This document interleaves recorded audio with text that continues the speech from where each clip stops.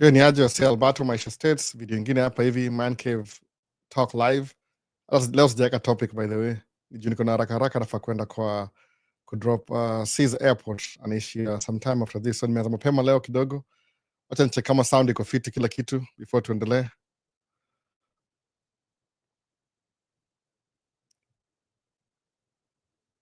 Juke imeanza hapa. Try to make sure everything is good to go. Imeanza ama bado? Kasijui. Oh, sawa. Live basi. Lose page. Oh, kuna msemo mmoja anafuata tu. Mimi. Oh, iko fiti, sound iko fiti. Sawa, nimeona sound iko poa. Microphone check, microphone. Sasa. So naanza pia TikTok live. Mazaleo hakuna topic bana specific. Leo ni freestyle tu juu. Kuna wasa wawili wameingia, hebu nione nani hapa hivi.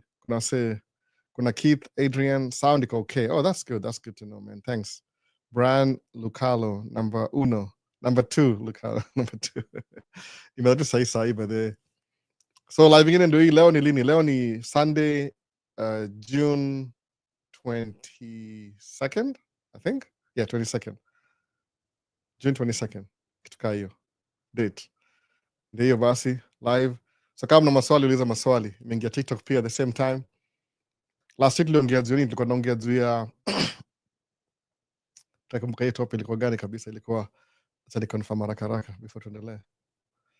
Ilikuwa luck when preparation meets opportunity. Ilikuwa hivyo last week. So that's not topic by the way kabisa. That's not topic. Hii live itakuwa 2 hours, nimeanza mapema juu naenda kwa airport ku drop C's. Unnecessary things anyway. So TikTok kwa aje naona. So leo ndaanza na kitu ya first. Nigodonga hiyo baadaye nikiambia wase kuna wase unuza mambo ya tracking kama whatever ile how does tracking work in general, ile how much money do you need to get started, what's the best business to start in tracking. Alafu na explain ya wase kila kitu, I explain myself, najipatia points and negative, positive, pros and cons, everything. Alafu naambia mse nakupigia next week, alafu ndaanza. Alafu ana go missing. I try to follow up now, missing. No. Watu wadanga ile commitment ile ukianza kitu. So ni kind of very weird kaona maze. Sijui ni kama ile 2080 rule. Ukiambia wasa do kitu, don't expect them to do it in the first go. Kuna wengine to take some time before, they need to hear it more over and over again before understand nini kabisa waitaka. Hebu tuone kuna swali moja hapa tena ma. Luck. Yeah, Keith, Adriana, ilikuwa luck ile. The luck, see, it doesn't just happen out of nowhere. No. See, evolution. In the beginning, the Big Bang and life happens. See, hivyo, kuna process in between. So, mbona wasa wako na hiyo ugumu wa kucommit kwa kitu by the way. Kama usamaga hivyo ukianza na tracking, for example, ni hapa Minneapolis. Utachukua CDL class A. Very important by the way. Dump truck ni class B, but the equipment is very expensive. Ukiangalia kwa Facebook page yangu, nimepost video moja ya msee alibuy truck I think last year 2024 Volvo, amesema ni 300,000. Hiyo si mimi, ni independent. Mwacha ni share hiyo video ndio usajue exactly how much a truck costs. From last year to this year imekuwa a little bit cheaper, lakini mu prefer hivi. Ukianza business ya truck unaanza na ile kama day cab tractor, alafu una lease trailer kwa kampuni, kwa broker. That's the easiest way. Truck ya nini prime mover you're kama 20,000, 30,000, 40,000, 50,000, depends. Financing, most Audis are they want 20% down if you're a new business, or 10% or 15%, depending on your finances, your credit, na kila kitu. Lakini musema ile bar of entry kwa side dump is much easier, even though side dump iko busy sana kama dump truck, but you have to start somewhere. Naona kila mtu yuko kama baby steps kwanza before ingia kwa the main thing ya dump truck. Dump trucks are very expensive. Ukinunua used, utapata kama ule mwenyewe ametoka nayo. Suppose ikuzie truck yangu sahi dump truck ni used, ni 4-year-old hivi, 5-year-old, 2021, 4-year-old. Sawa. Lakini it doesn't have any problems. Though because ikisha kula mileage kiasi, some things are bound to break down over time. Sawa. So you have to start somewhere. More prefer kuingia class A. Juu kama example last week kuna best yangu mmoja kuna mtrain, you're supposed to come drive for us. He drives good, by the way, very good driver. Akona safety, I don't know, sijamuona akidrive sana, but ningemhaya kama dere. The only problem alikuwa nayo umse, hata labda na watch live sijui, alikuwa ako familiar na hii city where we live, the big city ile Minneapolis, St. Paul area, metro area. Sasa kamuuliza unafanyaje job na ujui city, kwa sababu we work around the city. Madereva wangu wengi before wamekuwa, they drive Uber, ile deliveries and everything, so they're pretty much familiar na layout ya city. Naona kuna Minneapolis, kuna St. Paul, kuna Northern Loop inaitwa 694, kuna Southern Loop inaitwa 494, alafu kuna ile Crosstown inaitwa 394. I mean 394 hiyo ni Crosstown. Alafu kuna maybe Highway 62, Minnesota Highway 62 ni Crosstown pia inaenda hivi. Kuna 100, kuna 169, kuna 120. So uko na pretty much familiar. Ukiangalia ile map hivi ya Twin Cities for example area, airport iko south east of the map. Ukiangalia kama pit mingi ziko north west ama south naona kitu kaa hiyo. Highway gani zinapita hapa hivi? Kuna 35, kuna 94, so itakuwa 494, hiyo ni 94 east to west, 35 north to south, inaanzia Duluth inaenda mpaka Dallas, Texas. So just basics. Alafu make deliveries unajua kuna freeways, kuna US highways, kuna state highways, kuna county roads. Hizo ni track routes. Route hapa, track route. Kuna specific barabara zina allow trucks zikuwe driven in.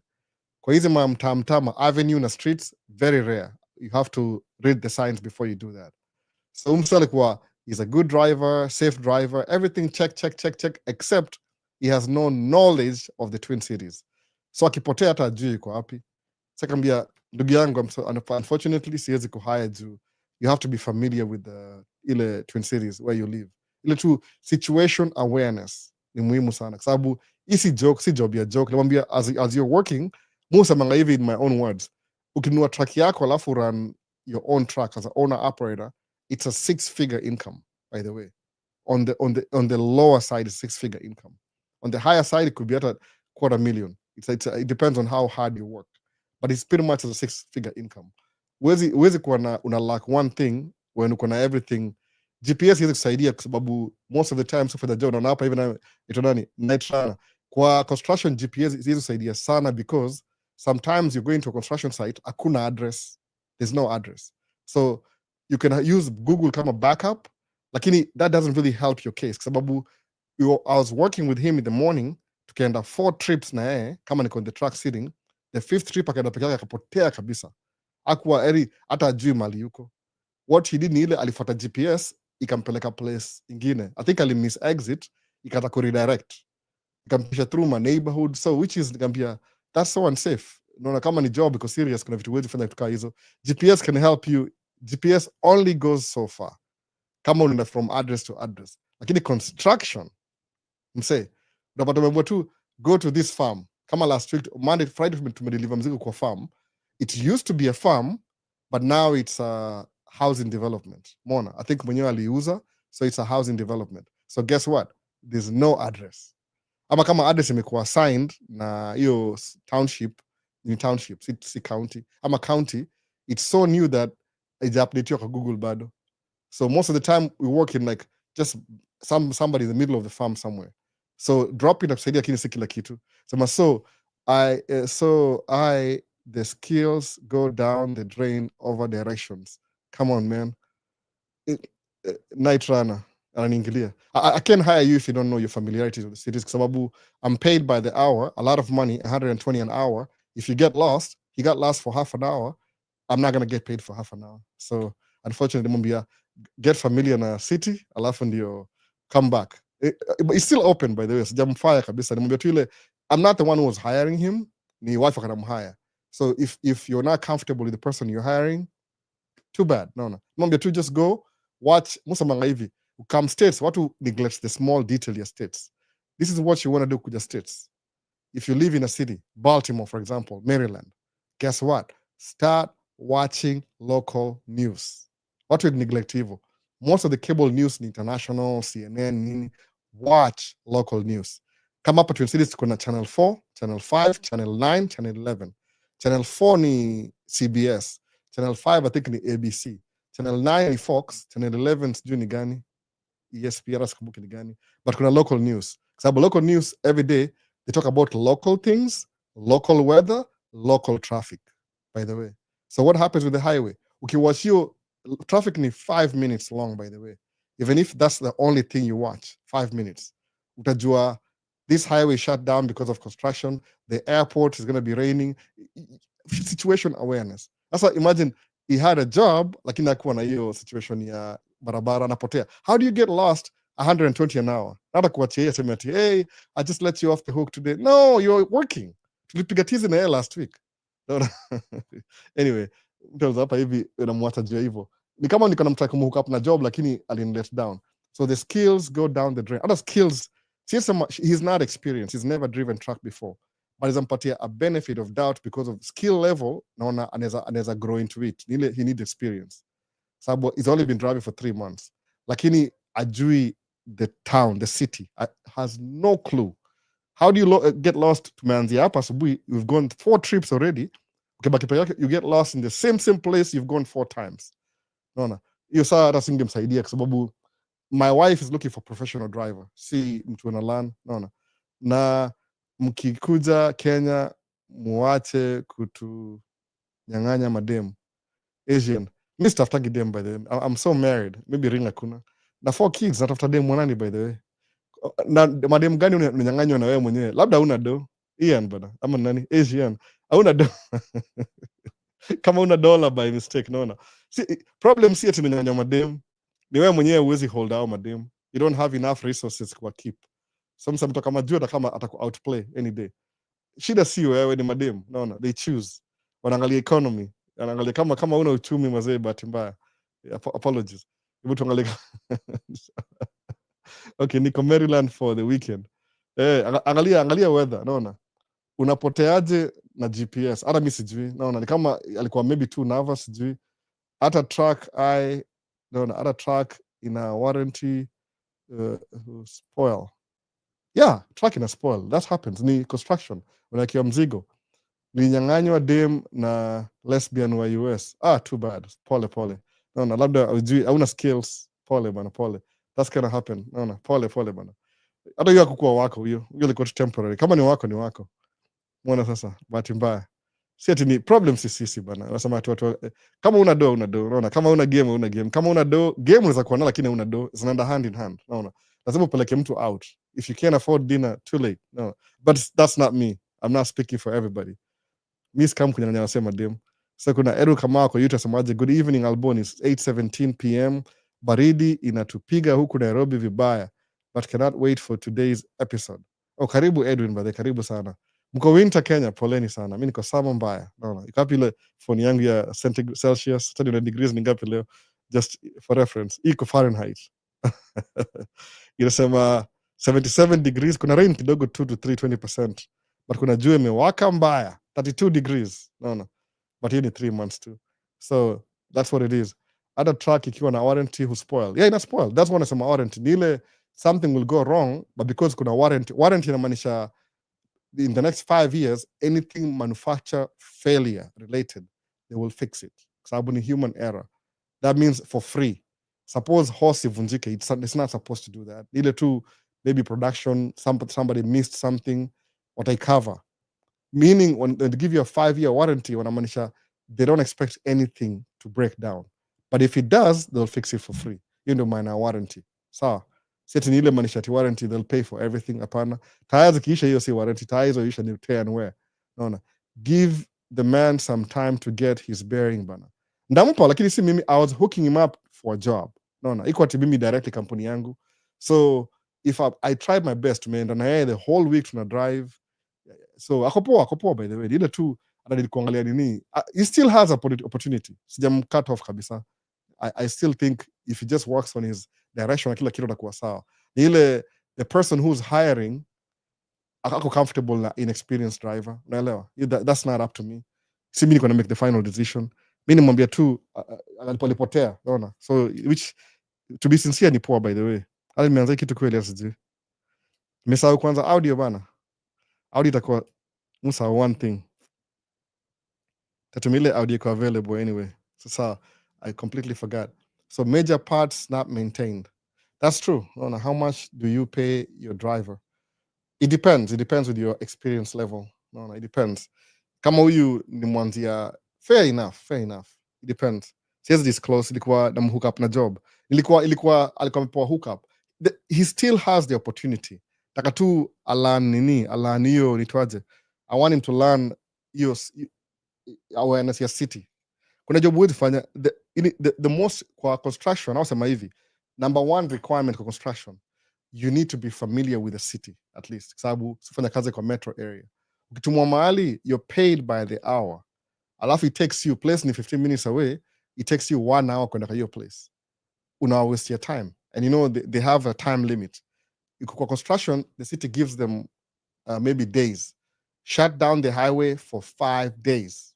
Anything after 5 days will charge you 4,000 a day, so they're losing money for that. Mwona kitu kaa hiyo. So kukuwa na kukujua mali unaishi, si ati you need to just have an awareness. Unajua hivyo, kama sema unaishi Nairobi, unajua airport iko Embakasi, naona kuna American Embassy iko Nigigiri, ama CBD iko City Center, just general. Starehe iko kwenda huko hivyo East Lando, naona Eastleigh huko kwetu huko, kitu kaa hiyo. Makongeni, Kaloleni, unajua Amza, unajua Umo iko wapi, Buru iko wapi, just si lazima uishi huko, at least you know where it's at. Ukiangalia map hivi unajua. Sasa kuatia una idea, you just know maybe 2 cities alone. Sasa msha make deliveries, you didn't pay attention, then you want the job, lack of directions, you wasting people's time who are paying you a lot of money. Haita make any sense. That's why. Hata sikutaka kumbring kasema tu example ni ile, I'm using it as an example. He still has an opportunity. Nimwambia tu enda, uangalie map, we memorize, uangalie traffic every day kwa news, ukuwa na ile awareness. If you get lost, for example, when I'm approaching the airport, unajua, oh, I must be on the southeast of the city. So where am I supposed to go again? South. I'm a west. Oh, redirect. But come up, you're relying 100% on the GPS. GPS yezi kulead kwa place hakuna address, by the way. Ni very funny. Utapotea. So that's why you can't rely on it's like you're asking AI to help you get to your place while you're getting paid. No. Na kuna madereva wengine, by the way, setting pekee, kuna madereva wengine. But nimemhold hiyo position, I'm still willing kumpatia hiyo job. Ile tu ndampatia 1 week hivi, ndamcall tena kama atakuwa available, aniprovia, namwambia kaa hapa twende, niende bila naenda. Akipotea, too bad, I tried, unaona. Emphasis ni ile, pay attention to details. Waseoga successful kwa hiyo world, most of the time me realize hivyo, the one quality uko nayo above everything else, au pay attention to details. Naelewa hivyo. Unapata msee ule multi-millionaire, kama sasa sema Warren Buffett for example, niona video yake moja, akona 2001 Cadillac Escalade. Si Escalade, ni Cadillac something, nimesahau, CT5. 2001. Hiyo gari ni, I don't know how many, 2005 sahi. Hiyo ni how many years? Over 20 years. Na it's still in good condition. Why is he not buying a new one? Yeah, I chase the newest thing, the shiniest object. And I chase ile najua, as long as the car works, and drop malinere narudi, I don't drive it every, akona driver, by the way. Why would he even bother? No. Ni ile quality over quantity. No. He's not busy buying stuff once. Ana focus na investment. Alafu yana buy needs na. Mona sasa hivi. I usually pay mine 25%, but if I have to train you, 20%. I don't know exactly. Yeah, that's a good idea, by the way. So what I'll do next time, I'll be paying less when I'm training, because I've been paying full amount when I'm training. Niko very hopeful, by the way. But I think I'm losing my resources. Kama sijai make video tracking the last 2 weeks is because I've been training him, by the way. And I come every day to train, alafu namlipa ile half the cost. Really ilikuwa free. If I'm working, if I'm the one driving, ile tu anaangalia tu ile view. Because that's what happened to me too. Mimi nikianza tracking nilikaa kwa mtu kwa passenger side. Nika watch exactly what he was doing. Lucky enough, nikianza job, tulikuwa na yeye the same job. So kama hii job tumeambiwa hivi, mambo na watu wa job, udere nikaa na yeye at least 1 week, anifuate nyuma. So ilibidi nimepewa material moja different na yeye, yake aenda hivi, mimi nikaenda hivi. But you're supposed to come back to the same place. Alipotea half an hour. No. Hata walimpiga nje, walimwambia tu sign out. I know why, because kuna all monitor time yao. If they're paying you 120 an hour, they don't pay you to get lost. Naelewa. That's something like prior to your job. You should already have those skills before one's a job. No. That's what cars are for. Yeah, and drive. Spend less, make more. That's true. That's the principle. Hata turudi YouTube na neglect YouTube sana. TikTok hiyo ina faster sana by the way. Good evening Albo, enjoying the content. Dante's Bazaar. Karibu mzee Dante's, ni aje? Bante Samaje, how are you doing, bro? I'm doing good. I have to run, by the way. Same thing. I was in my cousin's passenger seat learning. That's true. That's the best way to learn. Ile as a passenger uko the front seat. Kwa hiyo nini. So kama tumekaa na yeye the whole nimwambia tu the direction thing, that's your thing. That's not me. Mimi nimekuhook up job, nimekuline up, tumetuma information kwa insurance. You already have a job. Then you get lost. You're letting me down. Maybe niliskip your detail juu nilikuwa referred kwake. I think he has potential. Nimwambia, but ile I can't really help him. Unajua kuna ile ukiambiwaje, your job is to do this and this and that. Then the one thing you're supposed to do in the job, the 80% of the job is directions, delivery. You don't know that. That's ni luck hiyo. Ajalose opportunity bado namsavia. But let's see how fast take time kulearn hiyo opportunity. With the GPS, how do you get lost? After me, I have no idea, honestly speaking. Alikuwa na GPS and he got lost. So I think what happened ile alipita hiyo place exit yake anafaa kuingia. The problem ile every time nikimtuma ana rely on GPS full time alafu anasahau barabara. Naambia no, you can't do that. Sometimes mutumia GPS just for reference. Ile tu maybe knowing where traffic is, how long it's going to take me. But siangaliange full-time GPS. Kuna barabara. Alafu maybe kuna familiarity. Even before I started doing tracking, I used to watch the news. You're gonna drive around just for fun, just driving around, familiarity na barabara. Before I got my license, after getting my license, hiyo yote iko tu ile homework ile. It helps you uko na kitu yani uko na overqualification ya kitu fulani. Kama the previous drivers are Somali, they don't speak good English, but they know their way around. When it comes to direction, hata utawasaidia. They know already. Kwa nini? They do Uber. Naona. Yes, use back roads, map, iko hapo. Naona, which GPS, how do you get lost? I don't even know sometimes. Ilikuwa too hard kwake. But nampatia 1 week hivi. Namuita tena after 1 week, namwambia kuja tena to drive uone. Namwacha drive gari yangu kwa sababu I'm not the one who was hiring. Ni wife akana mhaya kwa track yake. So ilikuwa standards iko a little bit high. Lazima kuwe clean before waendelee. So next ni gani? Kuna swali moja hapa. Bantex, some Albo, sometimes, and no, it's not sometimes. It's always part of life, i.e. failure. Without failure, success will not mean anything. Success is built on the foundation of through trial and error. That's true. Actually, nimwambiaje, it's good for him to fail. Ajapata hii job sahi, but juu mi namjua, ni kama job ni yake bado. I believe ni yake. Nibetu wife alisemaje, the previous driver, he's been driving for 3 years. Alikuwa na experience sana akianza, but we still took a chance on him. The problem ni ile the aliko's accident ilikuwa driver error. How do you drive into a hole that's clearly marked, imeko cone, hole up a hole. How do you drive into a hole? Which may cost repair imekuwa $12,000. The problem is ni ile he was not paying attention. That means when you're supposed to do your job, you're failing in your job. How do you drive in a hole that's clearly marked? Alafu inakuwa $12,000. So he lost his job. So wife anaonaje, if I'm going to hire somebody else, it's better safe than sorry. I want to hire somebody who's at least knows what they're doing. So kuna hiyo trauma ya the previous driver. So the next driver has to be at least excellent kuliko hilo mwingine sababu. So wife aliamua, you know what, if it's like that, amamua atachukua babysitter, my daughter will go for babysitting kidogo, I drive truck yake mwenyewe mpaka recover hiyo 12,000, then itahaya mtu. But anasema I'm not going to take my chances on people who are not experienced sababu is paying experience. Kama tulimlipa tu the whole amount from the beginning, whatever the Department of Labor ina accept, $35 an hour straight from the beginning, lakini tukampatia chance. He's been driving for 3 years sababu I don't think very few people are paying 35, very few. Maybe in ile seniority if you've been with somebody for a long time. I think base rate ni kaa 26, 28 hapo. Base rate, an hour. Aliingia kashimo. So my wife, no, I don't want to lose money again. I don't want to give somebody who's learning. I want somebody who's qualified already. So I'm okay, if like that, I'm going to drive it myself. Ikienda hivyo sasa. No. Ni distracted driving, that's a ticket. Yeah, but uzuri ni kwa job site.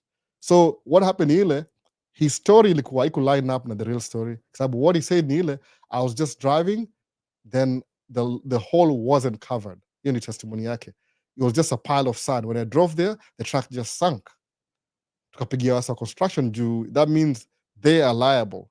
Kusema, hey, wait a minute. What, the blue truck, the blue-white truck? Yep. No. The driver was distracted. The hole was clearly marked with the cones and everything. He's the one who drove into the hole. Number one.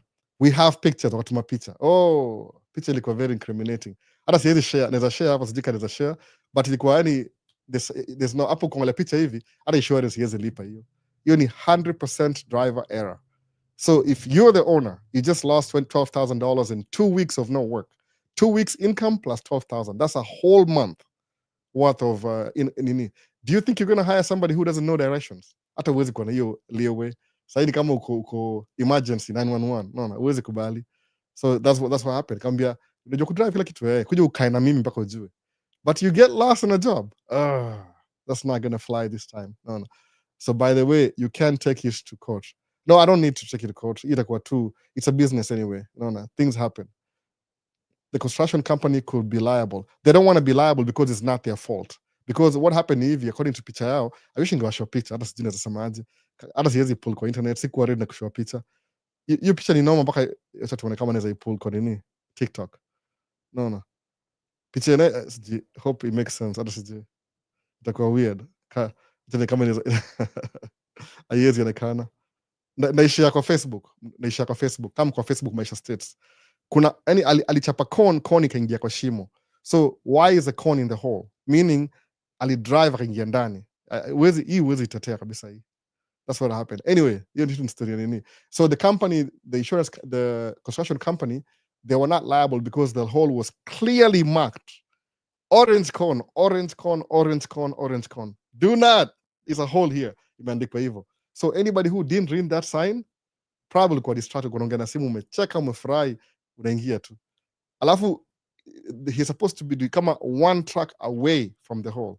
What were you doing here? Ilikuwa shida hiyo. Naona sasa. So ignore it and move on. Yeah, that's what I'm saying. I'm not gonna, it's already paid for. Track ishalipa 12,000, ishatoka, isharudi. Hata mimi nilicontribute kwa sababu wifi kwa na hiyo pesa cash. Najua cheki yetu ichelewa between 15 to 30 days, sometimes 45 days. But hii hajapata pay bado mpaka maybe Monday na recover. So if they didn't have a con, isn't that issue theirs? Other things, but I got you. They had a con clearly marked. Do not. There's a whole navy when they're doing construction work. If suppose they are demolishing a building, allow for to construct a new building, you place on the demolish the parking lot. Did I post that video? Now post your video, by the way. They're gonna drone shot. That's the post pakasai. Terrible. This is how completely forgot. Now post your video mtaona next week. YouTube, itakuwa YouTube. I'm at TikTok. Itakuwa hivi. That was a parking lot. So ilikuwa drainage system. So when you're redoing the building, like maybe remodeling, what you do is existing infrastructure, you cover it. Alafu unaandika kama kuna power lines, unaweka sign like power lines, watch out, danger, power lines, 2 feet above. Chini unaweka chini unasema hole, manhole. Any awareness in the construction. This guy's been driving for 3 years. So it's not like it's something new. Ni distracted driving. Whatever he was doing, texting, I don't know, whatever. I wasn't there. Sina camera kwa track. I should have a camera anyway, but Musa mastaki wasawa feel uneasy. Wacha tu wasawa drive too comfortable. Misi polisi bana. Tuendelee. Barricade on hole, they have to actually block it off. It was blocked off. Anyway, inaenda mbali hiyo story. Hebu turudi. DJ Voicey. Hi DJ Voicey. Unakam Duluth this year DJ Voicey. No, unakam Duluth. That was just another topic. See, equal big deal. Come Duluth. Miss Lydia. Mambo albopoa sana Miss Lydia. Nakuona. Nasemaje. Tune in from Texas. It's 102 degrees. Woo! Nasikia hivyo sako Kenya. DJ Voice yako Texas akona 102 Fahrenheit. Hiyo sijui ni 35 ama ni 40. Desert kabisa. Naona. So naona. Uko ATL. Niko Minneapolis mimi. Minneapolis, Minnesota. Northern states. Minneapolis. Siko ATL. Niko Minneapolis mimi. I would love to be in ATL, lakini no. Umeshaanza na ukweli. Nani huyo ana kakitu? Ni dere I was trying to hire a new driver aendeshe ile truck ile ya wife ile.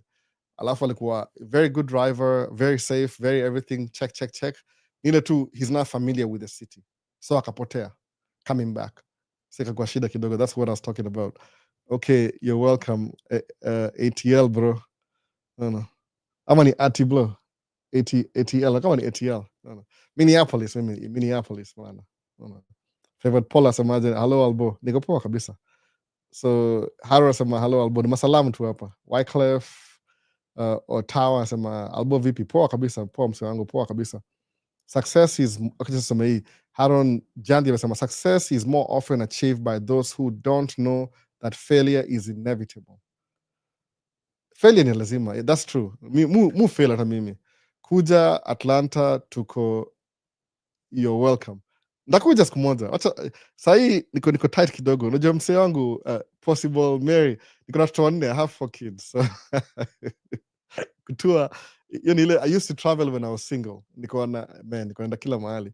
December anytime. It was Las Vegas ile Safari Sevens. Safari Sevens. Itongaje? Rugby naenda. Wapi naenda. Any event. Niko Texas Memorial. Since having kids, expensive. No. Rental car, hoteli, pale inakuwa too expensive. So mmoja tu niko grounded kidogo. But ndakam ATL, I would love to. It's been a while. I think nimekuwa maybe 12 years sijaenda ATL. It's been a while though. It's been a minute. Ndakuja kabisa. So ndio hivyo bwana, lakini ni poa. Ndio nimesema wacha niaddress story ya tracking ni ile jua what are the requirements for the job. Labda muonge ile so generic like tracking ni hivi. Jua exactly what do you need to know. The first thing ni ile familiarity ya city. You have to know. You work city jobs. You're home every. Also manga hivi, most companies kama FedEx ama UPS, they will never hire a driver fresh from school. Never. Minimum 5 years minimum experience. Kwa nini? They want to make sure we shall make all the mix. Sabu pay yao ni top notch, ni high class. At a Walmart driver, they'll never hire you kama kuna records. Records ni hivi, when they pull your driving records, it's supposed to be clean. No complaint, nothing. Just perfect record. That's what they mean by that. Ukipull kama sahi madere wengi mu pull records zao na insurance nasikia sijui wako na tikiti, wako na sijui nini. Kama madere wengi hata yule mwenyewe ako na distracting driving. Ni kama ako na tikiti kama ako na tikiti za ku he was driving and he was holding his phone or something with the phone akapata tikiti 3. Distracted driving. But even samaje because he's my friend, that happens. Acha nimwachie. Lakini mwambie don't do that again. Just in case. Lakini as ajue direction, it's like I was sacrificing too much kumhire. So bring your wife liability, that which is not really good. We don't really need. My wife owes me like what? Sema kweli kabisa. 7,000 or 7,000, 14,000 plus maybe ingine ni gani. She owes me about 20,000 plus down payment to your truck. Maybe tuongeze kama she owes me like what? Maybe $50,000. Invest kwa company yake, wife. So she owes me a lot of money. Nikimuuliza samanga, but I gave you kids, okay, but you that's not a part of the business. You need another contract on the other side. But seriously, nimeinvestana kwa company yake. So because she lost money, to me lose the whole income here, the whole last month, the whole month ilikuwa to zero. Tumeanza fresh sasa. Yani technically tunaanza fresh next month. That's why she wants to drive the truck as I keep all the money ndio aweza kurecover kidogo. Lakini udere akopoa kabisa. Mimi nampatia 1 week kama ako serious. Ndamjaribu nampigia after 1 kumuuliza ume kwa familia na city. Mangalia GPS, mpiga tizi. So it matters. Hizi vitu you won't do it forever. You'll do it once, by the way. You'll get your license once. Not 2 times, not 3 times, not 4 times. Once. Once umepata license, that's it. Una move on. No. Uta go back to me, maybe I'll do it next time. It's once. Tracking is a whole different ball game. Yeah, that's true, Night Runner. But even experience in le ukikuwa comfortable in the beginning, becoming a driver, and I'm saying for 2 months. Ule trainer for 2 months. I did school for almost 2 months, doing weekends to weekends. So nikapata nilianza kama June, July. I think June, July, August, nika test August, nika fail. September, nika fail. I think October when nilipata license, the 4th time when nilipata license. But I drove with somebody from November, December, mpaka January. Almost 2 months. Mid-November, the whole of December, mid-January. I got my first truck towards the end of January. nikaanza kudrive peke yangu, but because nishajua how the track feels in winter. By the way, hata niko na accident already, niko na tikiti ya accident, niko na drive kapata kuna black ice. Black ice ni ile it's so cold outside, barabara iko na layer ya ice na uioni, so because ile tarmac iko black asphalt inakaa iko na ice, black ice, hujui kama kuna ice. Mtoka hivi karibu ni slide nianguke, kumbe I was driving on ice, niko ice road tracker. Kuna mahali hapa Wisconsin kuna mlima hivi, so I was driving towards Chicago in Wisconsin, I-94 I-90, but accident niko I think I-90, sijaisahau hiyo place ikitonga Otsego, exit 70 on I-90. Niliingia kwa median, gari roll over, nika damage truck ya mtu by the way, na akaniwachia akapata insurance, lakini he had to buy a new truck tena, nikamdrive ya 1 month na extra, so nika 1 month extra kama trainer just to help him get his money back. Then I got my own truck. No, ilikuwa I did an accident too. Aliniwachia by the way, aliniwachia. The truck was paid off, it was new, so he had to get into a new truck again. Aliniwachia completely. Imagine. So nikasema hata mimi nimetaka kuachia mse, but the problem kama ingekuwa ni mimi na mhaya, mimi mwenyewe ningemwambia tuendelee. Lakini wife, sidhani kama atakubali hiyo story. So hata mimi na mhaya namwambia your opportunity is still available. Lakini ile kuwa aware, mwambianga wase, if you move to a city in America, anywhere in the world, maybe it's applicable. No situation awareness, know where you live, drive around if you can, take an Uber, visit city, angalia kila kitu. Yasema ajui mali airport iko, ajui ufuata GPS full time. How do you do that? No. Mimi nikianza tracking siko na GPS by the way. The first GPS nilipata ilikuwa ya gari ndogo, ilikuwa tu ile kuni guide. Naona sasa. Nilikuwa drive stick shift. Yana drive automatic, akona zile all the anyway, sijui. But is nini still available?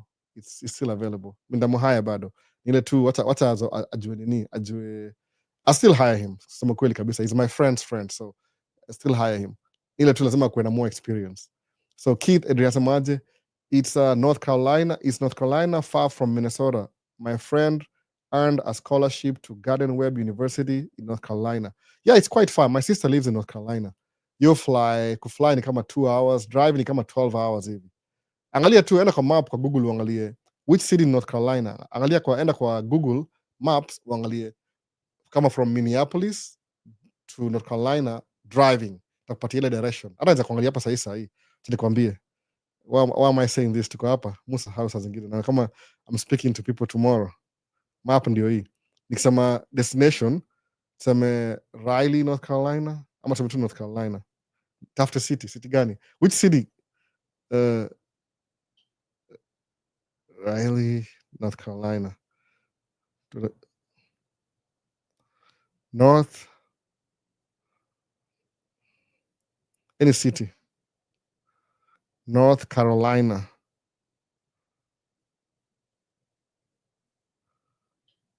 To Minneapolis. Tuone how long. Taniambia sahi na search. Inasema kama 17 hours 45 seconds. Kitu kaa hiyo. 45 minutes. So ni kama 18-hour drive. Si karibu, ni mbali by the way. Ni mbali. Unapitia a couple of cities. I think kama uko hapa North Carolina itakuwa hapa katikati, mid kabisa ni wapi hapa? Hapa ni Raleigh. Raleigh, North Carolina. Itaenda all the way upitie Greensboro. Upitie hapa ni wapi hapa? Mount Airy.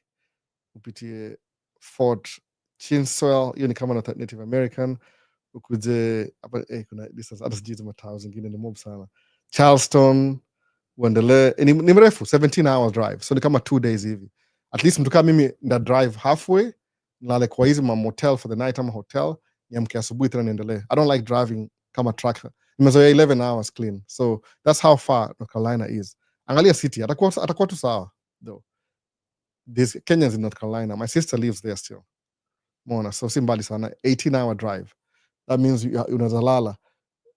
So kuna anything else? Tumaliza live leo mapema niaje. Nafaa kupeleka Seas airport. Huyo North Carolina by the way. Nampeleka airport. Nimemsaidia. Capital. Hey bro, nilifika Texas from Kenya. For how long? Capital imeka how long Texas? Which city in Texas? Texas ni kubwa bwana. Texas ni state by itself. Wapi kabisa Texas? Hapa kuna wapi hapa? Nafaa kutembea leo, nafaa kimbia. So kama kuna Fort Worth, hapo ni Dallas, Fort Worth. Hapo hiyo ni place poa. ule virus akanaishi huko, alikuwa anaishi Minneapolis, akahama, si Minneapolis, hii area, akahama Fort Worth, tena amerudi hapa tena. Namwambia you gotta come back, you gotta come back, I'm waiting. Najua something happens na the northern states, sijui kwa nini. Northern states kuna challenges, kuna baridi, kuna winter, kuna real winter na snow na kila kitu, lakini watu wako more progressive in a way. Southern states sijui, mi sijui, personally siwezi kaa huko sana. Kuna wase wanaweza, lakini mi siwezi. Muona kama northern states, nimezoea northern states, so southern states kuna vile ni ma Republican, bado ile racism, kuna hiyo institutionalized racism iko active. Hata huku northern iko, lakini kuna ile people have progressive ideas. At least huku kama tuseme super, especially Minnesota, super 50-50. Unapata kuna half of watu weupe ni wako ile racist towards watu weusi, half wako not racist. So because tuko 50-50 na watu weupe, ukiongeza watu wa color, people of color, ina tilts towards progressive ideas. Naona? So that's what ni hivyo.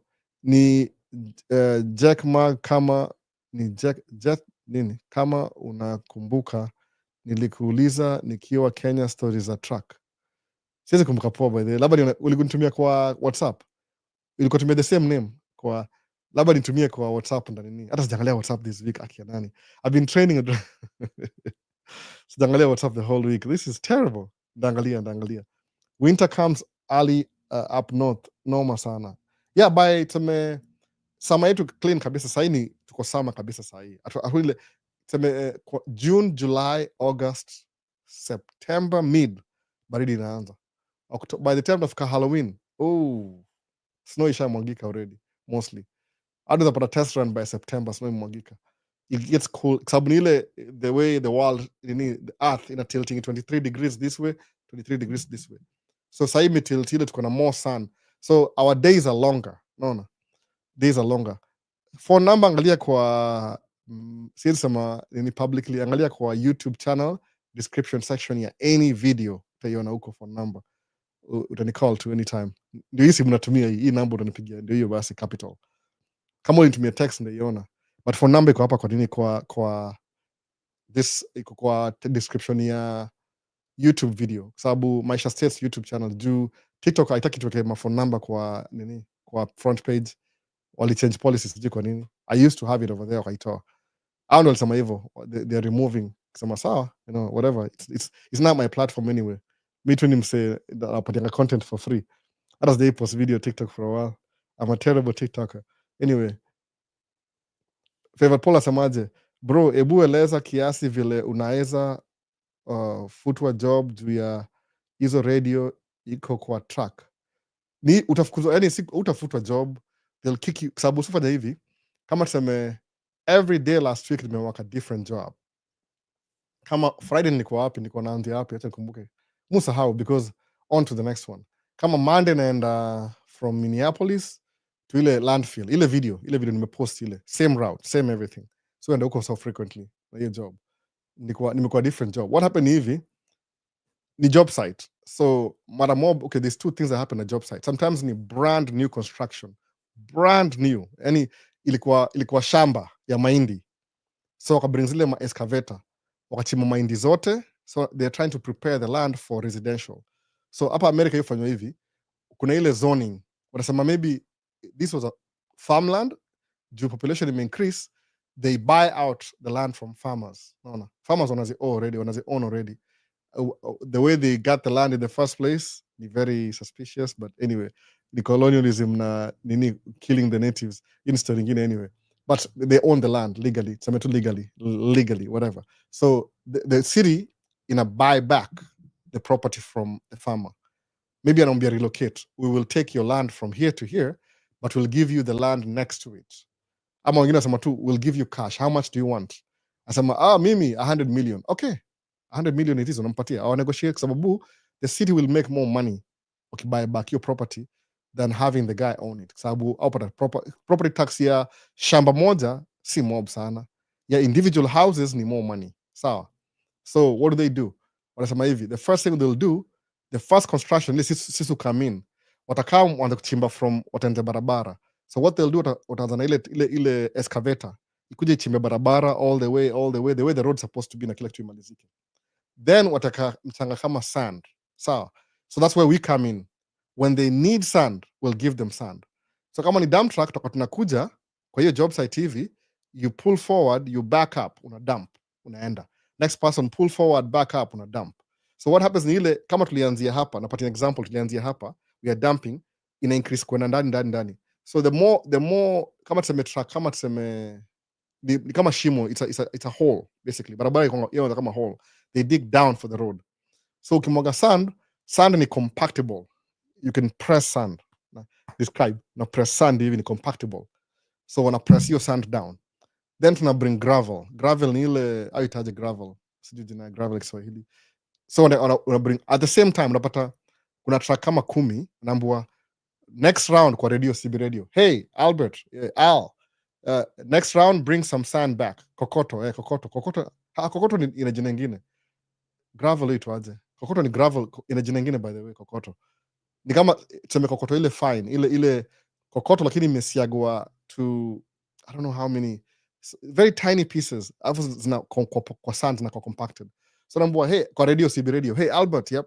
Do you copy Al? I copy. Yeah, next round bring asphalt. Bring some asphalt. Hiyo ni lami, asphalt ni lami. Kuna ile lami ni baadaye, lami ni finishing touches. Inataka na sand chini, unaweka sand chini, alafu hiyo ito class 5. Class 5 ni ile material whatever wameisiagasiaga ile kama recycled, kuna recycled na kuna virgin. Virgin ni ile fresh kabisa. Recycled ni ile walivunja mawe, mix, ni kama mchanga hivi. It's almost fine like sand but ni gravel. So utambua, hey Al, the next round bring sand. Did you copy that? Copy that. So utaenda kwa hiyo job site, I want a load of sand. How many? 19 tons. So but truck 10, 4 trucks are bringing gravel, but 6 trucks are bringing sand. So what do? Wana communicate na wanakwambia next round bring gravel. Kwa nini? Hii job ina progress. So tulianza asubuhi, sand, sasa tumeenda maybe half a mile of sand. The problem ni ile they want the trucks to keep backing up karibu kabisa. So what I'll do ni ile the next round the first 4 trucks to bring gravel. Ndio wamwage gravel. Alafu aseme the rest of you guys sand trucks hold. Alafu achukue ile dozer ile kama grader, ipush hiyo nive, alafu ile roller ikuje i-roll, compress. So now the next round tunapata tumeenda half a mile in. So all the trucks will come, back up, line up. Back up all the way for half a mile wamwage. That's the first. So in one day to cover maybe half a mile. The next day, half a mile. You need 1 mile. The third day, half a mile. It's supposed to need 3 miles. So you need 6 days. No, that's still a construction project. So once we make a gravel, that means there's a path to that neighborhood. Then the next crew, it acquire fire extinguisher. Naelewa. At the same time, fire extinguisher. So fire extinguisher yoga on either on the left side or on the right side. Sabio, that's the city's job, by the way. The city does that. See yule project manager, that's the city's job. So wanapatia mtu contract ile, you go install fire extinguishers. So what do they do? Wata dig shimo, fire extinguisher or malize.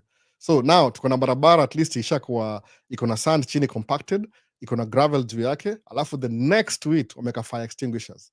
So it's almost complete. What's next? Drainage. So drainage, the crew itakuja drainage. Kuna companies specifically za hizo. Kama excavating kuna so many companies. Nazijua jina Maya na Minga au do pipes. Naona. Au ni specialize na hiyo. Au wengine wa kama Macross na nini au kuna speciality yao. Macross pia au waka ile asphalt na concrete kwa barabara. So every company kuna speciality yao. So now every communication ni kwa CB radio. Kama ndio ile video yangu CB nini YouTube last time wanaongea kwa radio. Do you copy Al? Yeah. Go to Abbott, get sand. It's on Excelsior, turn right. Unaambiwa. So every trip kuna communication unaambiwa. You have to pay attention. Usipo pay attention, you become a liability to the job site. What do? They would rather kick you out. They would rather kick you out than have you do some stupid thing, little cost insurance money, na maybe fines za nini safety issues kwa job site. They'll kick you out. Because you lose the whole income of the day. Alafu kaya job near 6 days, guess what? They don't want to see you for the next 6 days. They kick you out completely. Wanaambia dispatch, don't even send that truck over here or that driver or unless somebody else. I've been kicked out before, by the way. Nikajitetea nikarudi. Wasema I took too long, it was 15 minutes late. Now the only difference ni ile, mimi nipita barabara main, I was kapita shorty. No. But I came back, by the way. Na huyo dem siku hizi ni best yangu sana. Alikuwa ama sijui labda sikumsalimia vizuri, alijam na mimi. Aliandika email specifically. Al was late 15 minutes. Don't send him back to this job. That was the only job running, by the way. Sometimes that's the thing. If that's the only job running, you're losing. So ile CB radio ni muhimu sana. Yani hiyo ni 100%. So mwaga na backup. Mwaga na ile ya gari kawaida, iko na range ya 20 miles hivi, kama ni coast iko clear. Alafu niko ile backup, ile yani up close. So kama niko na ile backup, haikuangi inaenda mbali sana. Kama ile ya makarao, ile ova ile radio ile ndogo kabisa ile. Haina ile range. But still, it's good to have one. Juu utasikia kitu fulani, utasikia, oh, bring this and this. Okay. Did you say something? I didn't hear you. Not clear. Oh, I said the next load, bring gravel. Okay, thank you. Samangi, thank you. Musama, copy that. Amo seme 10-4. 10-4 ni code ya yes, sir. Ama yes, nakubali. 10-4. 10-4 ni code. Ama copy that. Ama roger that. Ile vile whatever. Naona, CB radio. Lingo. So ni muhimu sana kuwa naye, favorite Paul. Ukikosa kuwa na hiyo radio, wakwambie kitu, ukuje na sound, you're out of a job. They'll kick you out immediately. Non-negotiable. So that's what happened. So ni muhimu kuwa na CB radio.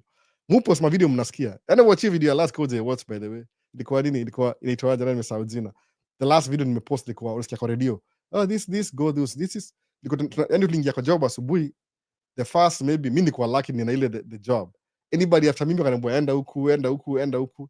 Because uko ndani kama kuna wasa wanaanzia hapa, the rest wanaanzia ile side nyingine, alafu wana join up. Because ni train light trail project. So what they are doing right now, wana finalize. They are rebuilding anything walibomoa on the side. Kama kulikuwa na trail hapo ya running trail, ya kuride bike, kuna maybe stations, kuna historical, anything, lights, everything. So they are ile infrastructure ile connects to railway. They are trying to rebuild it back again. Wanatoa uchafu, wanatoa anything material. You're just moving around, finishing touches. So it's very important kukuwa kwa radio, CB. That's why we need a radio kwa hiyo track. Bila hiyo ni kama, it's like you don't have your cell phone. Ukienda bila cell phone, hata uwezi record jobs, just app yetu nini, paperwork ni app. Naona. I thought ni simple, kumbe ni 10-4. Yeah, ni 10-4. 10-4, number 10-4. 10-4 ni kuna 10-1, 10-2, 10-3, 10-4, 10-5, 10-6, 10-7, 10-8, 10-9, 10-10. Ni radio codes za makarao, by the way. So 10-4 ni okidoki, ama okay. No. Ama roger that, ama copy that, kitikayo, whatever. Mu prefer copy that. You at least nongea words. You 10-4 codes, you mwachia wasa wengine waseme. No. That's what the radio does.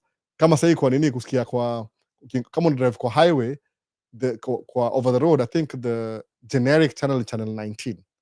Sijui ni 9 ama 19, one of those. So if you want to talk to somebody on the highway, mna drive. Alafu hey, kama hiyo sema hivyo, breaker 19, hiyo ndio lugha. Breaker 19, breaker 19, 19, ndio hivyo. Breaker 19, una repeat. Breaker 19 copy, atasema hivyo, repeat. Ambia, hey, do you copy driver? I copy driver. Your tire has smoke on it. Oh, which tire? Oh, the passenger side. So naambia mse, breaker 19, there's an accident 20 miles ahead on highway 10. Hivyo naambia mse, yani ile sababu range ya radio, CB radio ni 20 miles. So kama kidrive kwenda East Coast, kuna mmoja nisikia kwa radio akisemaje, kuna truck roll over. Winds ziko terrible. Highway has been shut down. So if you can, just exit on the nearest truck stop. Which truck stop? There's a truck stop coming up on exit 122. Mimi nilikuwa bado sijafika 122. Nika exit. But they really saved my day. Kama singe exit ningekoma kwa highway the whole night. Juu ilibidi wangoje mpaka hiyo hewa itulize, hiyo blowing wind ndio wa resume. State trooper ili shut down. State trooper ndio highway police, ni state trooper. Au state trooper. Highway police. Hivyo. Texas au Texas Ranger. Hiyo ndio jina yao. But hiyo Minnesota State Trooper. Hao ndio polisi wa highway. Gari zao ni different kidogo. So uko kwa CB radio una communicate na wase. Kuna ma-app siku hizi, but before ma-app ilikuwa CB radio. Anyway, tuendelee. Nimeongea sana juu ya tracking. Hizo ni technicalities. If you go through it, you understand too, by the way. Ni two small details. Once you know it, you know it. Naona. Hebu ndio hiyo swali mwisho hiyo. Job, okay, sasa. So hapa ni gani? Do you still help people get their passports? Keith Adrian. I used to, lakini views za YouTube zili drop. And I don't really have time to work hard to make zile videos na kwa more appealing. So it may take time before nipate do. niko na wasee kama I think 6 or 7 kwa list, so hata nisema they cut off, but nitumie information yako, labda unaweza sneak in maybe last minute, sijui. I'll keep your name though, so you know what to do. Tuma kwa jina lako kwa WhatsApp, Maisha States. Kuna namba, kuna wase, kwa list already, list ya last year sijatuma bado. Views will drop, by the way. I don't get a lot of views kwa nini YouTube. Sijui kama ni kuna so much happening na mi I'm not trendy enough to make video in a trigger algorithm, and I'm too busy anyway, so that's a problem. That's you just ukianza YouTube in the beginning, you try and unakuwa na trend, unafuata trend ya ile the trending videos ndio kuwe up on point. Siku hizi sijui kwa nini, I'm busy, maybe I'm more do serious things. Siko ubaya, at least the only thing niko consistent ni live, na maybe video 2-3 during the week. Tuma jina though, naweza consider, tutaona. But nilisema nilifunga hiyo list kidogo juu views imedrop, ni aje vibaya sana. Sijapata check from YouTube since February. Lazima ikuwe over $100, na over $100 naweza tumia wase wawili passport, I think watu wawili hivi, maybe kitu kaa hiyo. Ni passport 11,000 Kenya shillings, exchange rate kitu kaa hiyo, sijui ni how much exactly. So tuma jina niweke tu just in case. Hassan wa Isa semaji, hi Maisha States, hope you're doing great. Nimebahatika today's live. Oh, karibu mzee Hassan wa Isa, karibu. Nimeanza mapema leo. Naenda airport in maybe an hour from now, na ku drop C's. Ameniambia nimdrop. Sasa amenipatia job leo, so sitakaa sana. Favored Paul asemaje, itakutake how long kuelewa hizo mambo zote? Very easy, by the way, very easy. Ni ile on job training. Once you start driving truck, inaingiana tu, ni kitu yani 2 days 3 days. When I'm explaining it, I don't like doing this sababu inakaa kama iko scary. Suppose you're not, how long did it take you to ride a bike, for example? Bike ni more complicated than job, sababu kama niambia dereva ukienda job 3 days, that's it. No, 3 Monday, Tuesday, by Wednesday you know everything, by the way. Lakini sasa tulienda na yeye the whole week, tukienda Monday, Tuesday, Wednesday, akapotea the wrong time when he was being watched. Man, kwa mbaya. No. Mambo Uncle Einstein, Cooper Wills ni wewe. Cooper ni nani? Cooper Wills, Uncle Einstein. Cooper Wills. Karibu bwana. Poa, niko poa mzee. Niko poa kabisa. Wasoga na majina interest, sijui nani ananijua. Uncle Einstein. So mazee ni hivyo bwana. Jo ile utalan in 3 days. Don't worry about it. It make sense mpaka ukuje hapa. Kuna vitu hata niki-explain 10 times, haita make sense mpaka ukuje hapa. Kani kambia States kuna drive through KFC. Na ujaona drive sema, what is that? The moment unaiona hivi itashikanisha. I mean, sababu kuna mimi kwa very strange phenomena. Ile drive through, what? Hatunaingia hivi na order alafu unapoa dishi. Wow, that's so convenient. Kambia tumezoea, hizo ni kawaida. It's been there since the 19 Oh, okay, I didn't know. Drive through bank. Sijaenda kwa bank, mimi mwingi na drive hivi na kwa ATM natoa do naishia. I rarely do that anyway. Jeremia, I don't sishikangi cash hivi kwa mfuko. I rarely have cash. The transactions zangu ni groceries, ni credit card. Mafuta ni credit card. Usually I don't really have cash. There's the whole month sijashika cash. Unless somebody needs cash. Mona. So, gani mwingine hapa hivi? 3 months, 3 days utashika kila kitu, 3 days. Kwa wazungu wenye hubonga wakishikanisha words na ni ngumu kuwaelewa, how will you communicate? Sasa muonge hivyo saa zingine, by the way, muonge hivyo saa zingine. Ndio mtashangaa sema umse ni bilingual nini. Nililan kuongea kizungu America when I worked at Walgreens. Niko cashier. So you're talking to people the whole shift. Hey, how are you doing? How's your day doing? Oh, good. So unaweza kusema, how are you, sir? You have an accent. Where are you from? Kenya. Man. My uncle's cousin's nephew was in Kenya. He was doing missionary work. I was like, yeah. But nika job mse wangu. Yeah, then he came back. Can I help the guy next to you? And that's was a story. Oh, do you know this guy from Kenya? No, it's a big country. African country. Ignorance. So utalan tu, by the way. No, utalan tu. Kile musema hivi, the most thing ile ukisema kama ile nishasema before ilikuwa nini? Vowels. Kenya yoga nini? A, E, I, O, U. Very simple. Nursery, ile preschool. A, E, I, O, U. That's it. So umaliza hivyo. US ni hivi. A si A ni A. Umesikia hivyo? Si A, A ni A. So itakuwa A.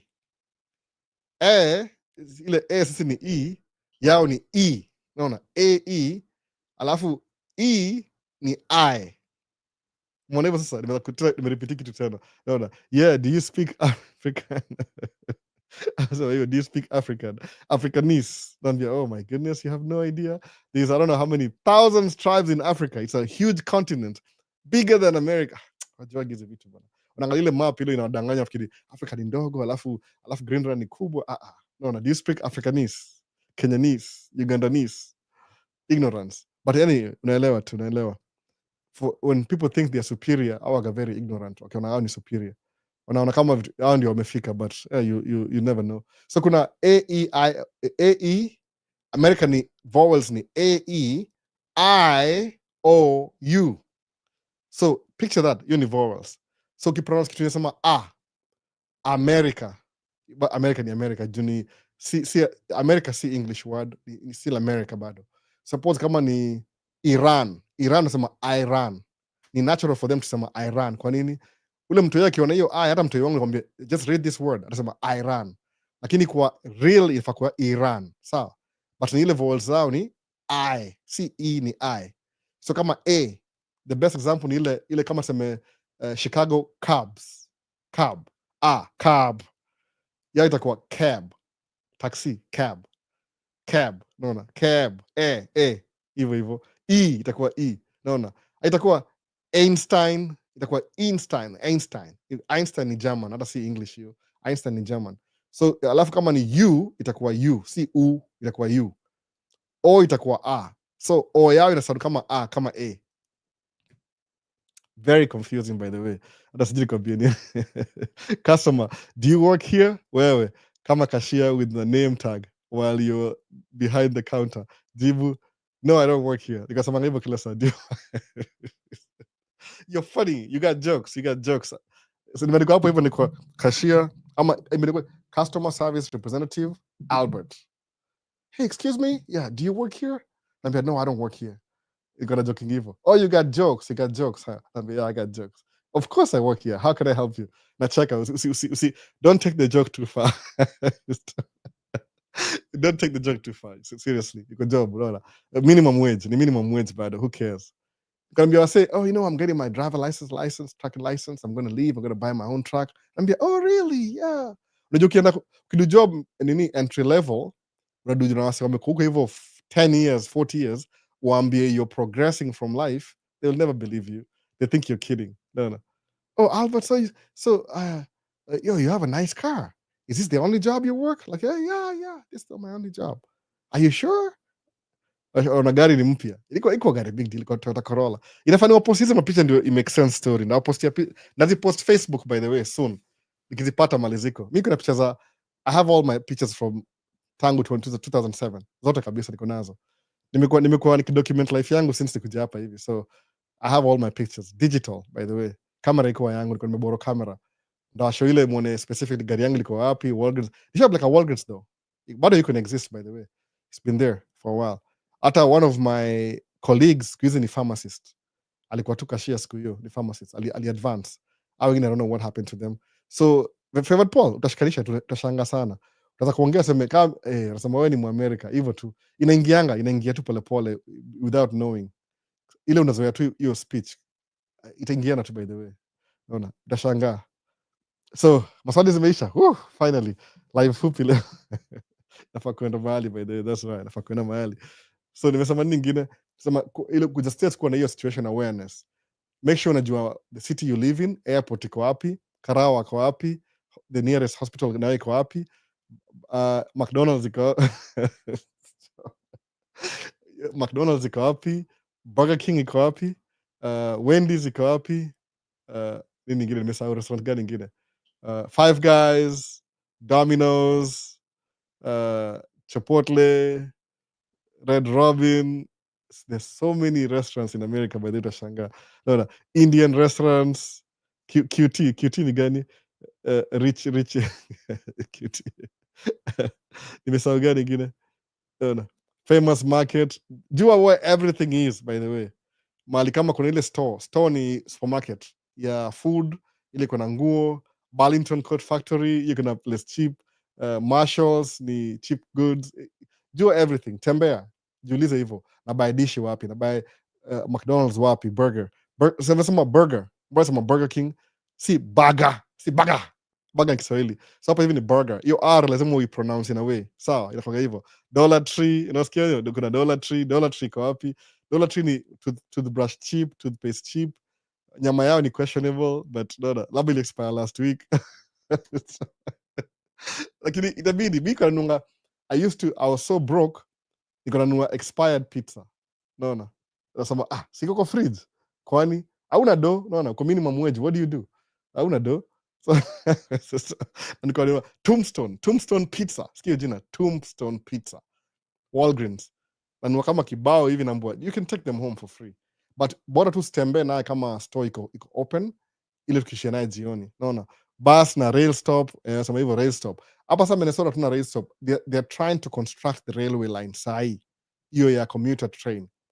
Ilikuwa from Minneapolis to Mall of America, ilikuwa blue line ya first, alafu kaingia green line from Minneapolis to St. Paul. Hiyo ndio nimeanza naye job 2010. Hiyo ilisha kitambo sana. Sasa tunadu green line extension from Minneapolis to Eden Prairie. Hiyo ni itakuwa saa Minneapolis, from St. Paul to Minneapolis to Eden Prairie. Hiyo ni green line ya nini, commuter train. Alafu kuna blue line inaanza next year.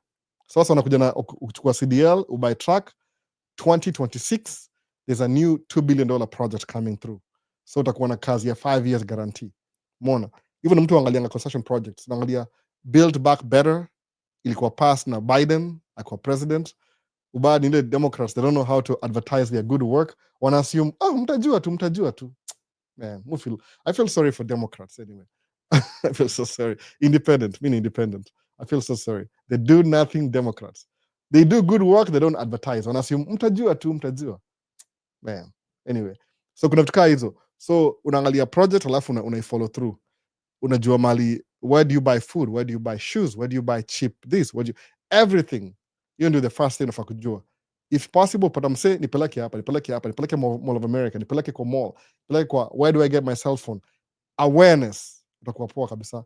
When you get your driver's license and you start driving, drive anywhere randomly. Itakusaidia sana. Me, that's what I used to do. Sababu nilikuwa nikiishi Nairobi, I was so familiar, niko very sure nikirudi na hii leo ni rent gari, sitapotea bado. I'm very sure sitapotea. Napotea kidogo tu alafu ndashikanisha. Kwa nini? Mapi kwa kichwa hapa. No. Ile you never forget. Sababu one thing hata niambia mother nikimfundisha kukaa hapa hivi States, barabara zichangingi by the way. Kenyatta Avenue imekuwa Kenyatta Avenue since 1960. Haijawahi change. Tom Mboya Street liko na jina lingine before Tom Mboya. Imekuwa hakuna ati utaamka usiku upate barabara ilikuwa shifted. It stays the same. Umeona? Mimi do Walgreens uko hivyo Hopkins. Paka leo hiyo Walgreens iko pale. When I came it was new to me. But to be honest, it was built 10 years before I even came over. Kuna expressway ya Mombasa Road. Hiyo naijua, but still ni Mombasa Road. Sitapotea. Jiko naishi pale South B pale Bellevue. So Bellevue ndapotea kweli. It's just an expressway, ni addition to the old highway. So siwezi potea. No. It's the same thing. Ulisema ati uko melala usiku kamka asubuhi barabara ika shift. It's still there. Ukishikanisha kama that's what I can be say, ambia best yangu ni aje, ukiangalia Northern Loop 694 has always been there. I don't know how long. Au sema hizo freeway ni kama since Eisenhower alikuwa president, ndio commission build the interstates. Walienda kwa Second World War, wakaona ma autobahn ziko Germany. When they came back to America, he became president. Alikuwa FBI director. I think Hoover ama President Hoover dam ama ni Eisenhower, one of those two, sijui ni mgani, aka commission watenza freeway. So the freeway was built in America 1950. In Mekam States 2007. So how many years from 1950? Imagine.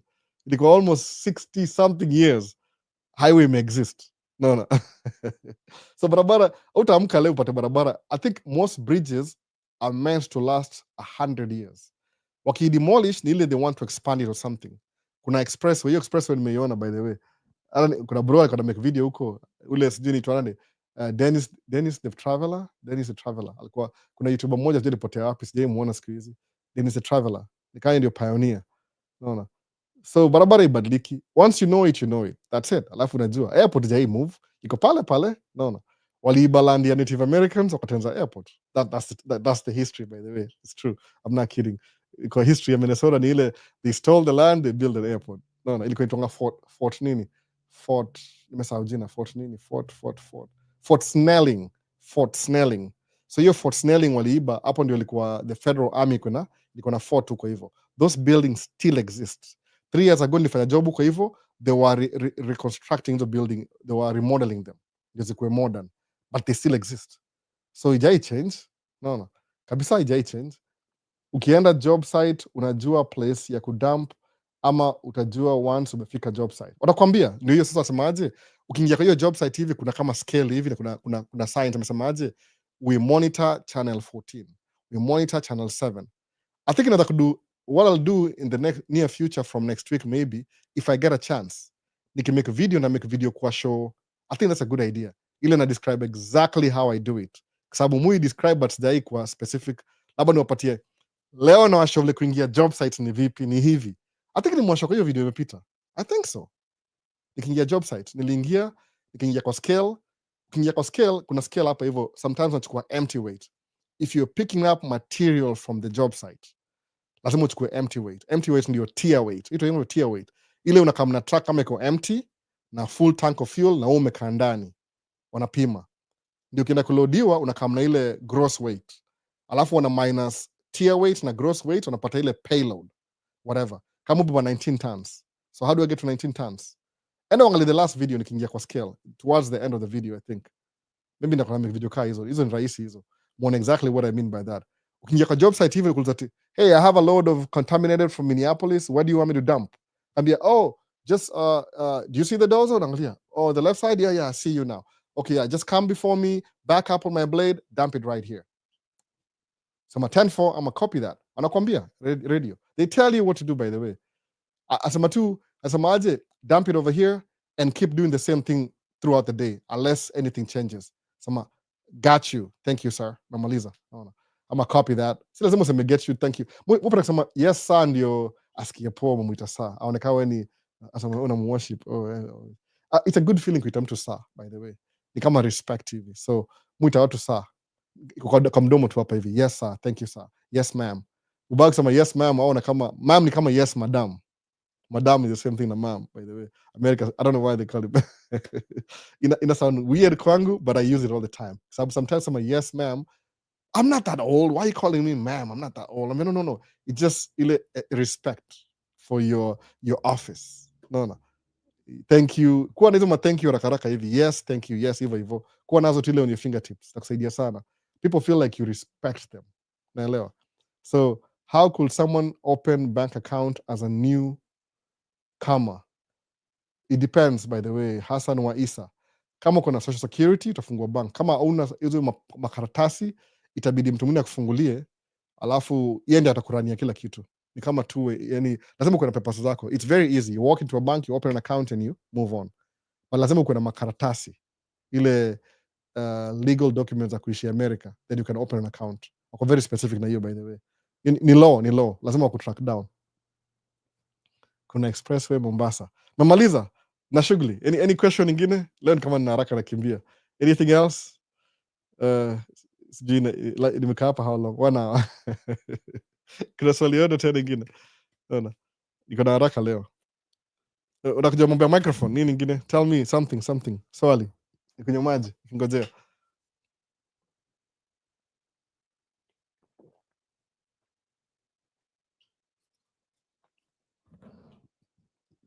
Nini ingine? Hakuna swali. Saa ngapi Kenya sahi? 1:30.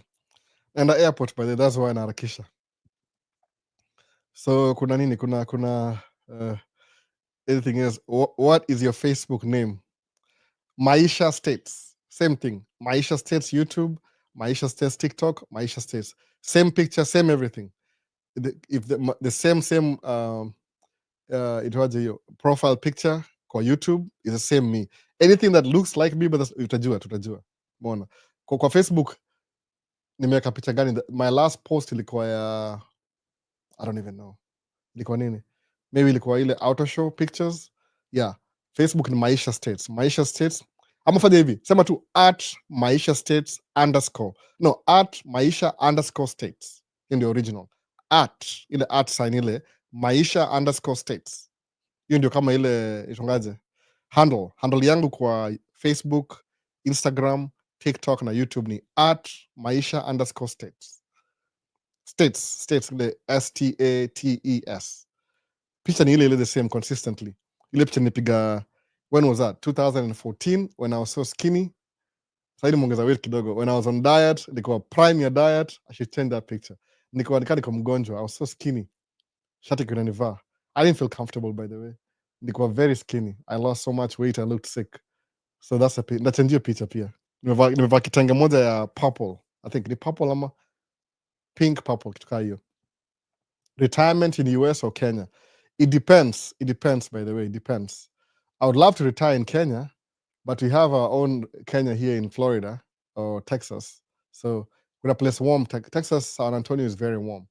So because if I retire, kumbuka mimi niko na investment. Who would ask me creative journey? I would like to retire in Kenya. By the way, honestly speaking, I would rather retire in Kenya. But my wife is from here. My kids will probably live here. I need to see my grandkids. They better have kids. They better. I demand kids immediately. Kids. Because I raised them too. 4 kids is not a joke. You know, that's why I'm poor and broke. So my wife is in America. She's American. And my kids are American. So if I'm going to be a granddaddy, if I'm in Kenya, then I have to travel back and forth. So probably I would be spending 6 months in Kenya, 6 months in the United States of America. Maybe the cold months, Kenya. The cold months in Kenya, US. 50-50. So the cold months, for example, Minnesota is September, October, November, December, January, February, March. 6 to 7 months in cold. So it's about 6 to 6. Ile half Kenya, 6 months, 6 months hapa hivi. No, if I'll keep my dual citizenship. But I'm an American citizen. Pia still Kenyan citizen. So I would love to retire in Kenya. I would love to, by the way. I don't see my states. I don't just peace of mind. There's something, home is always best. East or west. That's true, by the way. Kuna ile sense of, I don't know, I can't explain it. Ndaka Mkenya ndajua, ndaka mkuirelieve tena, nda kiss the ground. No. Dan Ongoro amekuja hapa hivi. Sent you an awesome times 25. I don't even know what those things mean. But thank you. Hapo kuna ni Asano wa Isa sema nini? Karibu nimalize. How could somebody open bank account as a newcomer? Nimesema hivyo. Lazima kuwe na papers, by the way. I feel satisfied for today, bro. Oh, that's good. Haya, makaratasi kama gani? Hata list for the bank. Ni hivi, what does makaratasi constitute? Huyu is Steve Njunge. Ni hivi, legally in America. Legally in America inamaanisha uko na social security card. Basically to a green card. Green card upewa social security. Mimi nimekam na green card.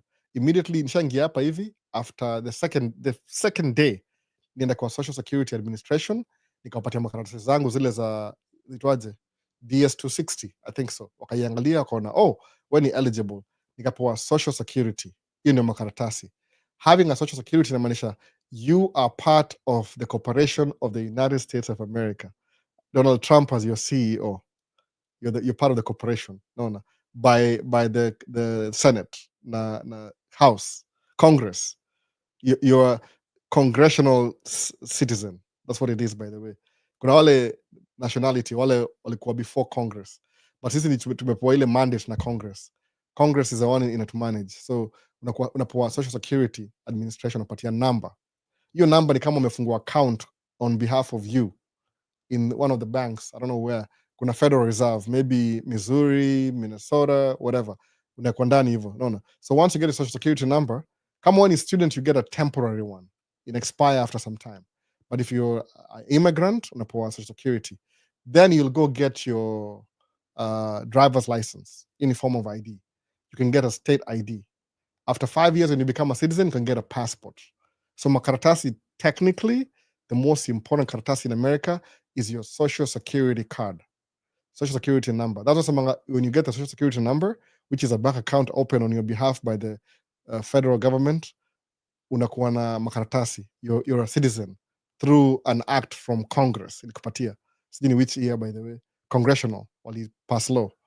Hiyo ndio makaratasi sasa. Once you have that social security, you can work, you can live, you can travel, basically everything. Kama kuna green card, when you are pre-citizen, probation for 5 years. They want to see how good you're going to be as a citizen. So if when you get your social security number, ndio makaratasi. Inafungwa kila kitu. But if you're visiting non-immigrant visa, that's what you don't have. Utakuwa na work permit, which is temporary. You have to renew depends on the city, sanctuary city. Kuna story more in between hapo hivyo. That's what makaratasi is. Sasa, social, is it like KRA PIN? I don't know. I think so. Sababu social security iko tied. I don't know how to explain. Maybe, I think it's KRA PIN. Nitoka Kenya kama sijui hizo vitu. So sijui, mi niko tu fala fulani or isili tu sijui. Nimelearn more stuff since niko tu fala fulani wa isili by the ajui yani. Niko tu ile I know what I know. Itakuwa labda ni hiyo KRA PIN, something like that. Sababu inakupatia ndio identification number yako na gava. Unaona? The government knows you for your social security number. So hiyo ndio makaratasi. Kalatasi. Kuna kalatasi, ndio hiyo kalatasi. Unaona? Almost like KRA, it's your identity. Kenya Revenue Authority. I think so. I think it's the same thing. No, labda ID ni ama huduma number. I don't know. Kwa sababu ID kuna namba yake. Karibu ni washwata sana ID hapa. ID ni different. Kwa sababu ni different. Social security ndio ile main kabisa social security, alafu unapoa driver license. Hizo ni government issued document, alafu passport. Number itakuwa the same, but the one that stays consistent is social security number. No, kwa sababu hiyo ni you become what? When ndio kama they use you as what? Hiyo ndio kwa nini? When ndio kama a pawn wa gava, unakuwa part of the property ya gava. You become an American citizen through an act passed by Congress. I don't know which year, 1915 something. So wanasema ile citizenship by naturalization. Ama ukizaliwa birthright citizenship. Ndio hiyo sasa. Hiyo ni an act of Congress. Lakini Native Americans, when Native American, I'm American Indian, the way they're known federally. See, I'm not being disrespectful. I'm just saying the name, federal name. That's what they said, by the way.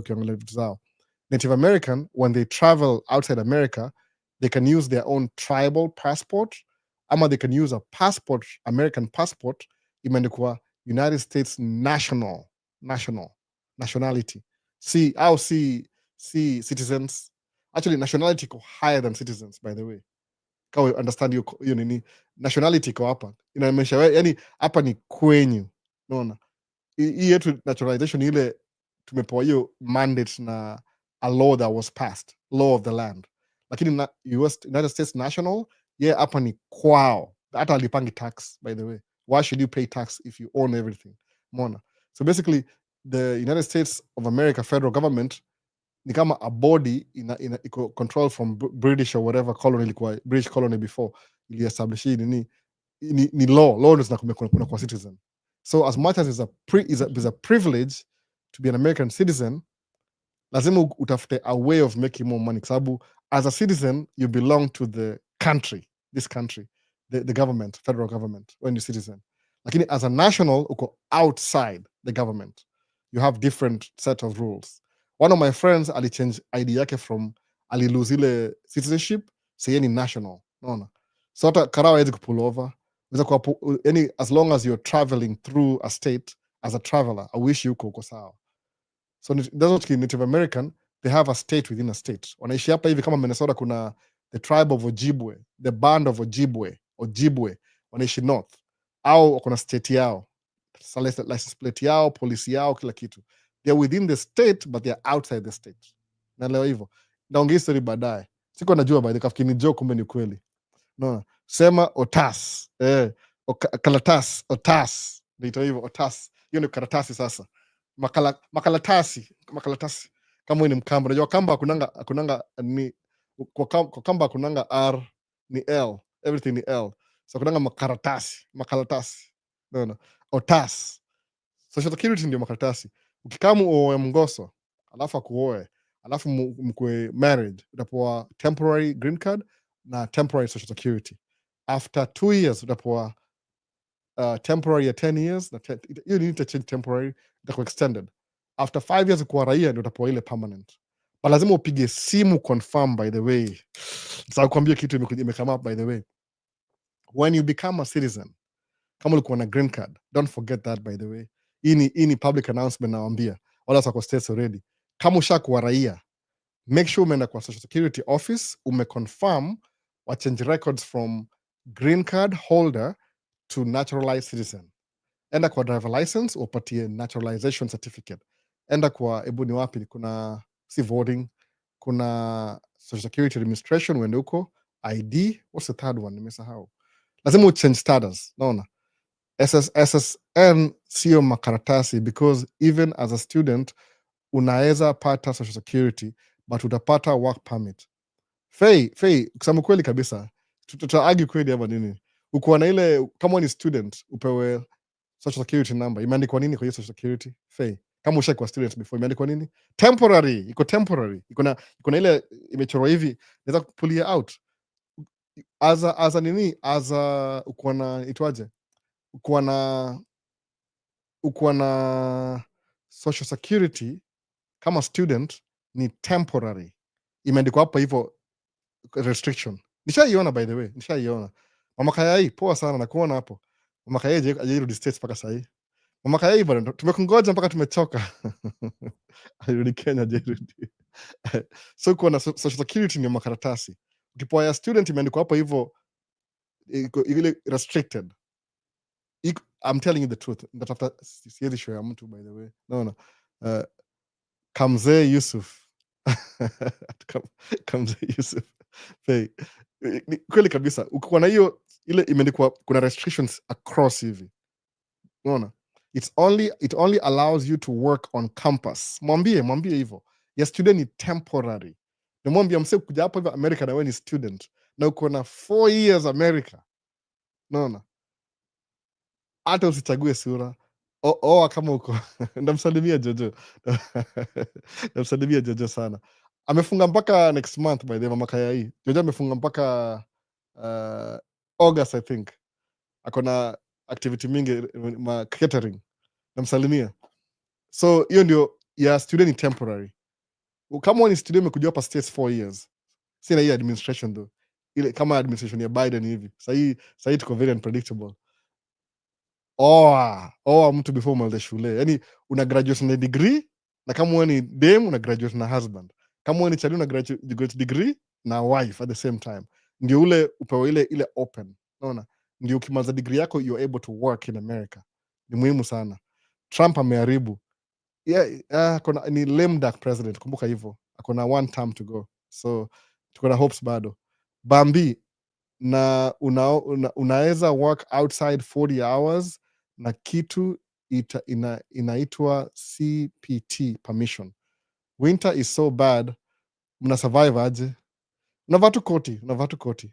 Si bado nimekaa hapa 18 years, nimekuwa na 18 winters, si bado niko hai. Tuna survive. Unavaa gloves mingi. Make videos za winter, by the way, and it's our YouTube. It's YouTube. One more video with Huku US. Man, been a minute since you were together. Huku US akona mtoi, so a little bit different sahi, akona mtoto. Na making video kila siku. Ako busy na uzazi, which I get it. I knew that was gonna happen. No, kuna mtoi, very demanding states, by the way. Lazima mnasaidia nyinyi watu wawili na wife, juu kama mimi vile mood side na wife ile akae home, mimi in the job. But sahi tutafuta babysitter juu my daughter is almost 2 years old. Atakudrive truck yake mwenyewe, naona. Fei, cool, Bambi. Sasa nini ngine? Pigeni likes wadau. Free mind amesema mpige ma likes, like video. Hata Musa kuambia sawa, like video. Inasaidia engagement, by the way. I'm not so interesting, so mki like video ita push kwa wase wengi, itasema, you're interacting with this video. Itasaidia wase wengine waone wala jaiona hizi vitu. By the way, kuna besti yangu, nipata besti mmoja jana, ni besti yangu. Alafu huyu besti yangu you do tracking. Nikamuuliza, amjibu ngana huyu besti about tracking? Ati no, ajaniambia anything. Nikamwambia, exactly. Naona. Kilemu unapokuwa hapa hii mambo ya tracking, watu wengi najua personality yao, hawezi kuambia kitu. I don't know why. I don't know why people just see, I don't think it's intentional. It's just people it never gets around it. I think so. Sababu mse limit jana best yake ni tracker. Namjua hivi one of my friends kabisa. Ajai hata mention anything about tracking. Ajai muuliza. Na mimi tumemeet na yeye 10 minutes hivi nishamwambia everything about tracking. Mpaka nimemwacha kijishuka sema, "Ah, man, I would have made better choices in life." Naambia hujachelewa, you can start tomorrow. You know, naelewa. Watu ongeangi mambo ya tracking sana by the way. People just mind their business. I get it. Si ati unakuwa gatekeeping, ni ile tu personality. Naona. Mimi naongea tu, I have my own reasons. Nasemanga if I discover something that makes me money, easy money, I will tell everybody. Naona. But it's not that easy as you think. Kuna ile process ya kulearn. But ile reward, ukiangalia ile reward yake inakuwa poa sana eventually. Imagine I'm earning a living nikidrive to track. It's a joke. The joke by the way. No. Na si ati entry level upper middle class money driving truck. Yangu ile owner operator. So see game it's a joke by the way. Easy money. So they don't want to see others succeed. That's the problem. I don't think so. Ni personality too, by the way. I don't think sababu kama mimi if you find me in the streets, say, hey, tell me about tracking. Kama unanijua sawa ndaongea. But I don't really ni personality ya mtu, by the way. If you've never asked, they'll never tell. I don't think ni hiyo success sababu I mean they always need drivers anyway. Imagine kwa hii market ya tracking, sasa tuko na nasema tu comfortably, I could be wrong. Half the people in tracking sahi construction ni people of color. Kwa nini? Wazungu hawana guts za kununua gari zao. They are always drivers with good benefits. Waafrika sisi wote unaona kama direct 6 months ununua gari yako. Hata Paul atanunua truck soon. Utamuona Paul. Sijui lini but na hope anunue haraka ndio atapata pesa haraka. He's still making money as a driver by the way. Paul you work hard sana.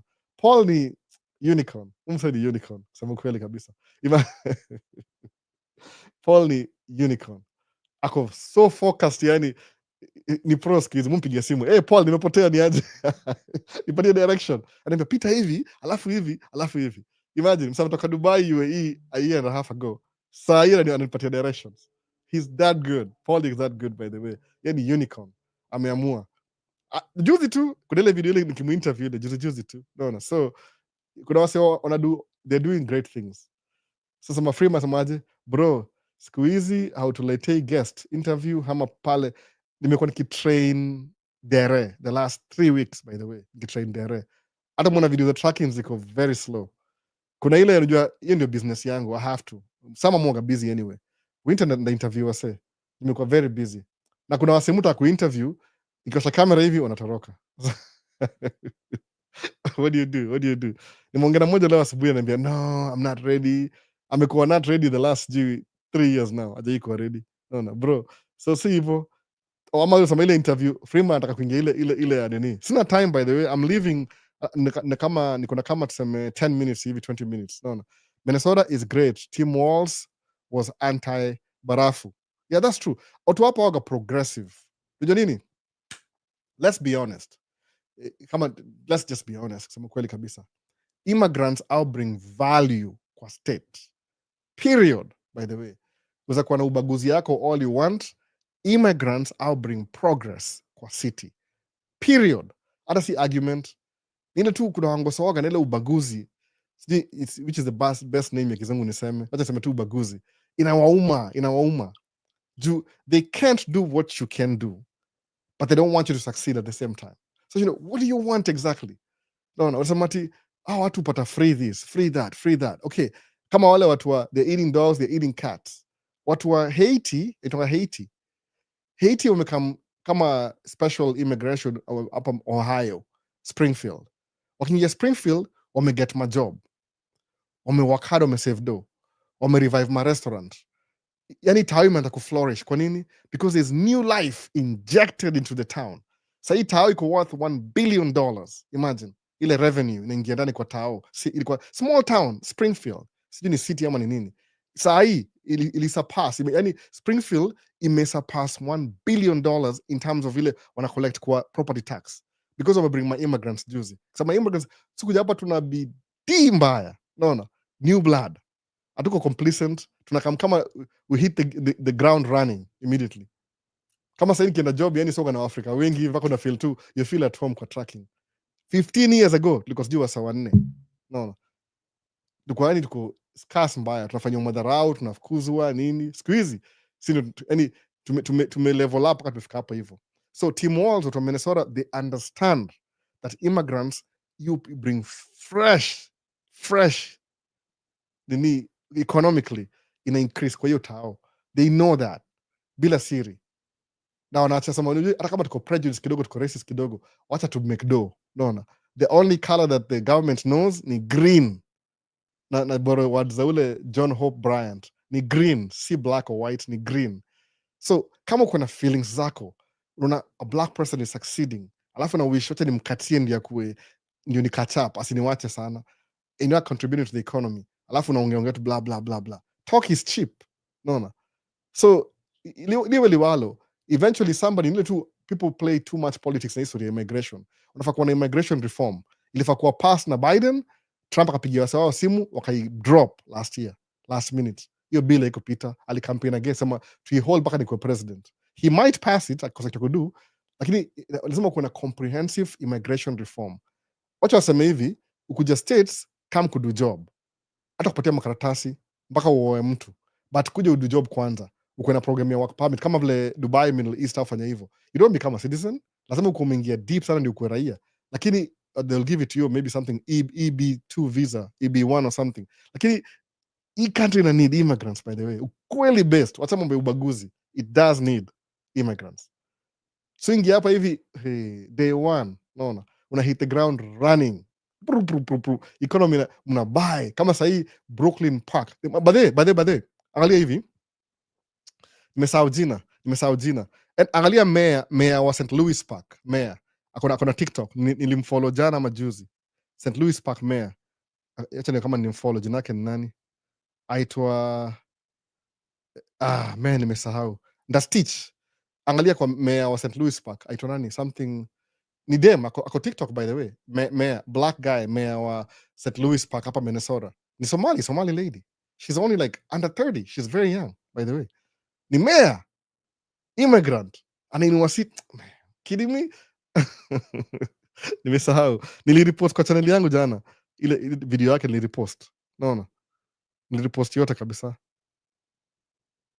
hata sijui iko wapi, imesahau jina yake. It needs, naona, without immigrants, Medicare, Medicaid, Social Security, retirement will be gone. Creative journey, unajua hakuna no, lakini ni ile politics mingi ile, somebody feels like kuna ile fragility. Ndio kitabu kitangwa Nyeupe Fragility, soma hiyo book unaweza ipata, Nyeupe Fragility, translate na English, naona nasema Kiswahili, Nyeupe Fragility. They're so fragile, naona ukiwashinda unaanza kusikia man, I don't even know man, na unabaki maskini, una blame California. California is the best economy in America. Kange kwa country kwa the sixth largest economy in the world, California peke yake ndio number 1. I think New York number 2, Texas number 3. But still Texas jiko na oil, naona uko na ile ma oil wana drill, wanauza oil. The big beautiful bill naona itapita, naona itapita. By the way, let's brace our sleeves and concern green card, itapita hiyo big beautiful bill, itapita. Naona itapita hiyo, sababu unless wa change bill kisha kwa propose hiyo pita mostly kwa kila president, especially kama kuna house na senate inapita. The only time ina fail ni kama akilose house na senate kama za delay, but ni ile itapita, itakuwa mandated. Kumbuka the next president comes atakuwa na bill yake yenyewe itapita tena, but hiyo tutangojea. Unaona, people voted the way they did with their feelings. Mimi sijui, unajua hata Democrats, mi nilikuwa na voting Democrat in the beginning, I got sick of it. Wanakuwa they just play politics, politicians in the same. Ubaya hii Republicans ni dangerous sana, rudishanga sijui 200 years ago, unaona. Yeah, Democrats wanakuwa na power, they don't do anything, wanakaa tu, unaona, wanangojea hierarchy. So Steve Njunge asemaje, how easy/hard is it to manage tracking in a different business? It can't. Tracking ni kitu, it needs your 100% attention. Jaribu hivyo, if you manage track na do something else, you'll manage it to the ground. Simple, naona. Unless una track kama 10 hivi, nasema 5 na kuna good manager, sababu that matters too, a good manager. But before you manager, you have to build a company to 5 tracks, alafu una manage. Kama mimi nimetaka manage track 3, mimi na wife, yeye amekaa home na drive, na bado tunagombana, unaona. So you have to full-time manager. Chekunywa maji tena.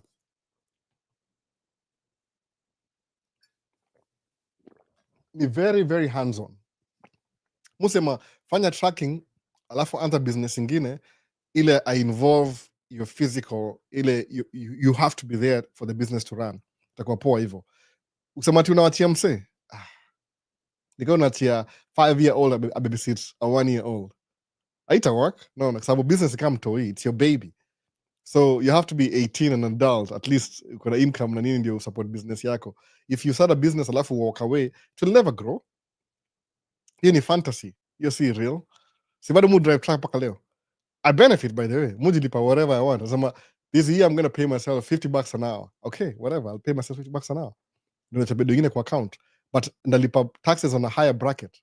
But there's a reason for that. If you want to buy a house, you have to do that sometimes. Ndio kodile records. It's your baby. Your business is your baby. If you walk away, you upatie 50%, guess what?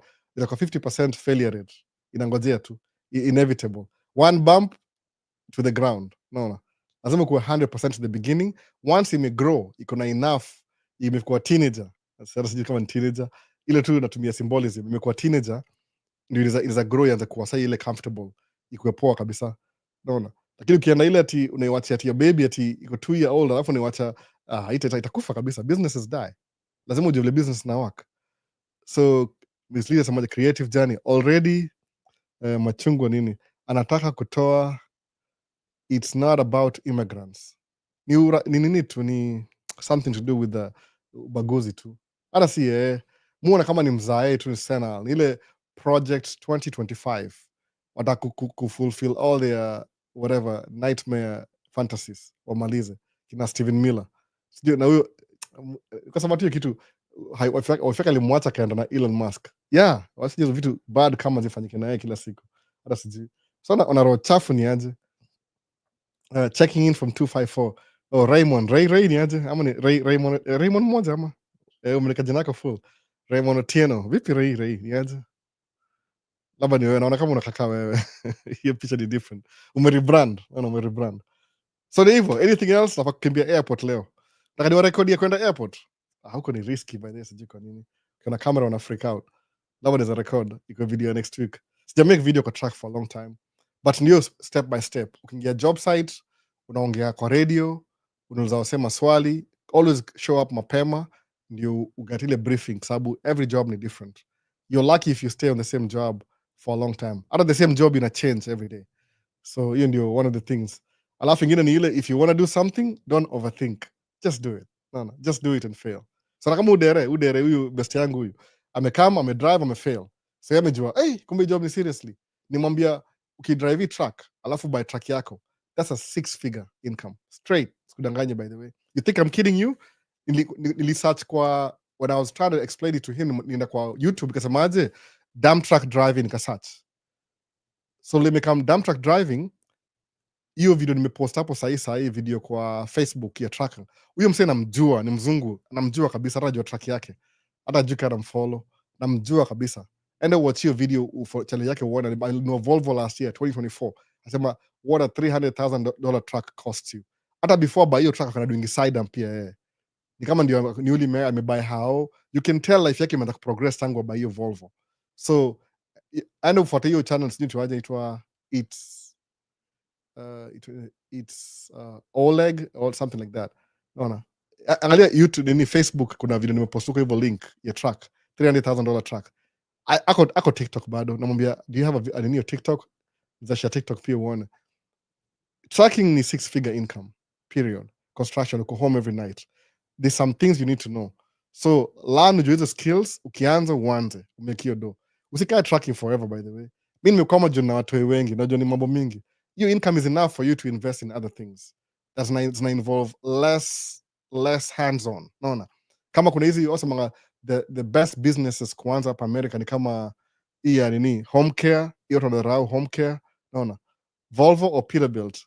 Misleaded shongi story. Nunua any by the way, brand new. Peterbilt is good too, but mimi nimsema Volvo. I never change. My first truck ni drive ilikuwa Volvo. Sijai regret. Nunua Volvo too by the way. Nunua Peterbilt pia. Because Peterbilt, I think ni Peterbilt in Kenworth is manufactured in Seattle. huko kwenyu huko hivyo. I think ni Kenworth headquarters ni Seattle, Peterbilt ni Pennsylvania, Pittsburgh or something like that, but it's the same company. Umeona? So Peterbilt iko na ile jina, but do not Volvo, you'll never regret it. Unaona? Niko na massage seats, niko na heated seats. Are you kidding me? Kwa truck yangu. So winter muasha hivi kiti na come, it warms up my whatever behind. Karibu niseme hii jina mbaya, behind. It warms up. Iko na massage na heated seats. Volvo yangu, by the way. I'm not kidding. No. From the factory. See, aftermarket from the factory. No. Gari poa sana Volvo. Sikudanganyi. Easy to drive. Kuna screen, hata situmiangi radio, by the way. It's a really comfortable truck to drive. Ni dump truck, of course. Itakuwa comfortable sana, but it's comfortable enough. Option number 2, nunua Western Star. Na kama uko na Cummins engine, Allison transmission. Hizo vitu mbili hizo, sahau hivyo. Alafu before I track, nitakwambia hivi, niambie na kupatia specifications kama ni mislead.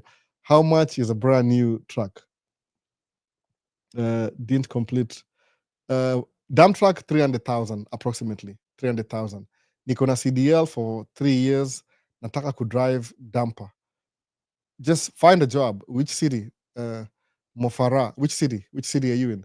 Kama uko Minneapolis, St. Paul, get a job with somebody, drive for 1 month, get the flow of the job. Because once umeelewa your flow, if you know your way around, it's very easy. No. Niko Burnsville. Huko mtaani bana. And tafuta Ali akona AAA huko Burnsville. Mwambie patie job, akufundisha job, atakufundisha. Kuna wase wengi sana matrack hapa hivi, especially immigrants. Tashangaa, naona. Chukua endesha truck bana. Hiyo ni 6-figure income. Easy money. Wacha ile over the road unpredictable. Unaangalia sijui brokers sijui nini. Hii ni predictable, naona. Hii very predictable. Kazi inaanza inaisha. Naona. Alafu unakimbia Afrika kama uko na second home. Naona. Oh, very educative bro. Keep up. Keep courage, Amos. Oh, nashukuru kama una learn kitu, that's good. Naona Ray. Checking from 254. Ray ni wewe Ray. Yes, it's me. Yeah, umerebrand bana. Ray amerebrand, naona. 2025 new Ray. Naona. Amerebrand kabisa. Niko Olympia na tracking is my dream. Niko Olympia. Though currently ni home care. Utanini, watu fanya hivi, ukianza na home care, fanya hivi, anza na ingia class ya CDL during the weekend. Au na weekend classes. Maybe Saturday, Sunday. Kawa enda church Sunday, enda Saturday. Kawa enda church Saturday, enda Sunday. Kama unaweza forgo hiyo story yote ya church, kama mimi niliforgo every day, kusema tu I'll dedicate 8 weeks kufanya training, niliingia, because I couldn't really live without my job. I was working Monday through Friday, double shifts, everything. Alafu weekend enda kwa nini. It's a sacrifice you have to make. The good thing ile, you'll only do it once. So, once you have the license, bye-bye training. Never do it again until you leave this earth. You'll only do it once. Unless you renew medical card or something, kuna ile medical card ya CDL ina renew every 2 years. If you forget, they will degrade your license to class D. Then you have to go test again. But license mtu pata tu once. Once you have it, you have it. Usi think through sana. Just based on my example. There are other jobs you can do. More advocate tracking, because that's all I know. You go for 4 weeks, alafu na make 6 figures. After maybe 1 year or so. No, that's easy money, man. Easy money. One of the guys goes, easy money, Albert. This how you kitu. Ni hard could drive 2 trailer dumps. Hiyo ni hizo za maybe sijui kama za Seattle. I think maybe niko kwenye Seattle. Kuna hizo 2. Angalia huyu dem, Miss Lydia anatumia link. Huyu dem anaitwa Dominic. Ako Seattle huko hivyo, Dominic. Ako na dump truck, anavuta trailer nyingine nyuma. It's easy. It's the same thing. Sababu una turn hivi kama L, una dump, then una pull forward, una turn kama L, alafu una dump. It works out. Kuna huyu dem YouTuber anaitwa Dominic the Trucker. Dominic the Trucker. Ni hivyo ama? I think Dominic the Trucker. Enda watch channel yake. If you search for dump truck driver in the USA, utaona video zote. You don't even have to, utaona video zote. Whatever I'm saying utaiona practically, at least most of the time. Hata mujaribu, ni vile mimi sinanga hiyo authority ya kufly drone kwa job sites za watu, because they are paying me first. Naona. So 3 years, I just renewed my medical card every 2 years. You're good to go. Mufasa nini? Mofara. tafuta tu somebody hapo the dump truck, ongea. If you see the dump truck, if you see it somewhere over there, ongea na mtu mwambie, vipi, who's your driver, who's your owner, who do you drive for? Takwambia tapoa job hivi, naona. Can you do dump truck with a sleeper truck? No, you can't, unless you can't, sababu it's a end dump ziko with a sleeper. It depends, but it depends. Do kama una do end dump, which is a dump truck tractor trailer unit, they value the weight, weight. They want you to haul 25 tons because they are paid by the weight. Difference ya mimi na watu wa end dump, they are paid by the ton. I'm paid by the hour. So hour you don't have to drive fast. Lakini watu wa dump truck, watu wa end dump, they want 5 trips a day. Now by the way, there's another job too. If you don't mind delivering fuel, kuna besti yangu moja tu Victor, you for the fuel delivery. That's another job too. So far najua Africa wawili tu wanadu hiyo job too that I know personally. Mwethiopia na huyo Mkenya itwa Victor. You can deliver fuel too if you have a sleeper. Tafuta kampuni, if you have a hazmat, it pays I think about 250 to 300 a trip. Naambia tu Victor waongelesha mwenyewe. Nimwambia on the channel anachelewa kila siku, sijui kwa nini. Maybe pia ana try to figure out, ana overthink his story. Victor, you can deliver fuel too. Local jobs are always good because you're home. No, so when you're not busy, you can do something. Shida ni nimesahau kuendesha over the road. 3 years did not drive. I want dump truck training classes. I don't think kuna dump truck training classes. You find somebody who has a dump truck, they will train you. Hata mimi na kutrain if but nice too late. I don't think I can train anybody. So I had to go mid-season. They need me to work. I need the money for off-season. Ukuja hapa kama tuseme March, April, I can train you bila wasiwasi every day. Naona. Kama una pesa hata even if I'm not working, nakambia nunua mafuta alafu na kutrain. They're very easy by the way. Very easy. Kama una drive over the road class A, class B is a joke. Honestly, it's a joke. Sikudanganyi. So getting CDL iko na endorsement gives you a better advantage kwa dump truck. No, it doesn't really matter. Ile tu uko na hiyo endorsement ni ile you're open to more possibilities.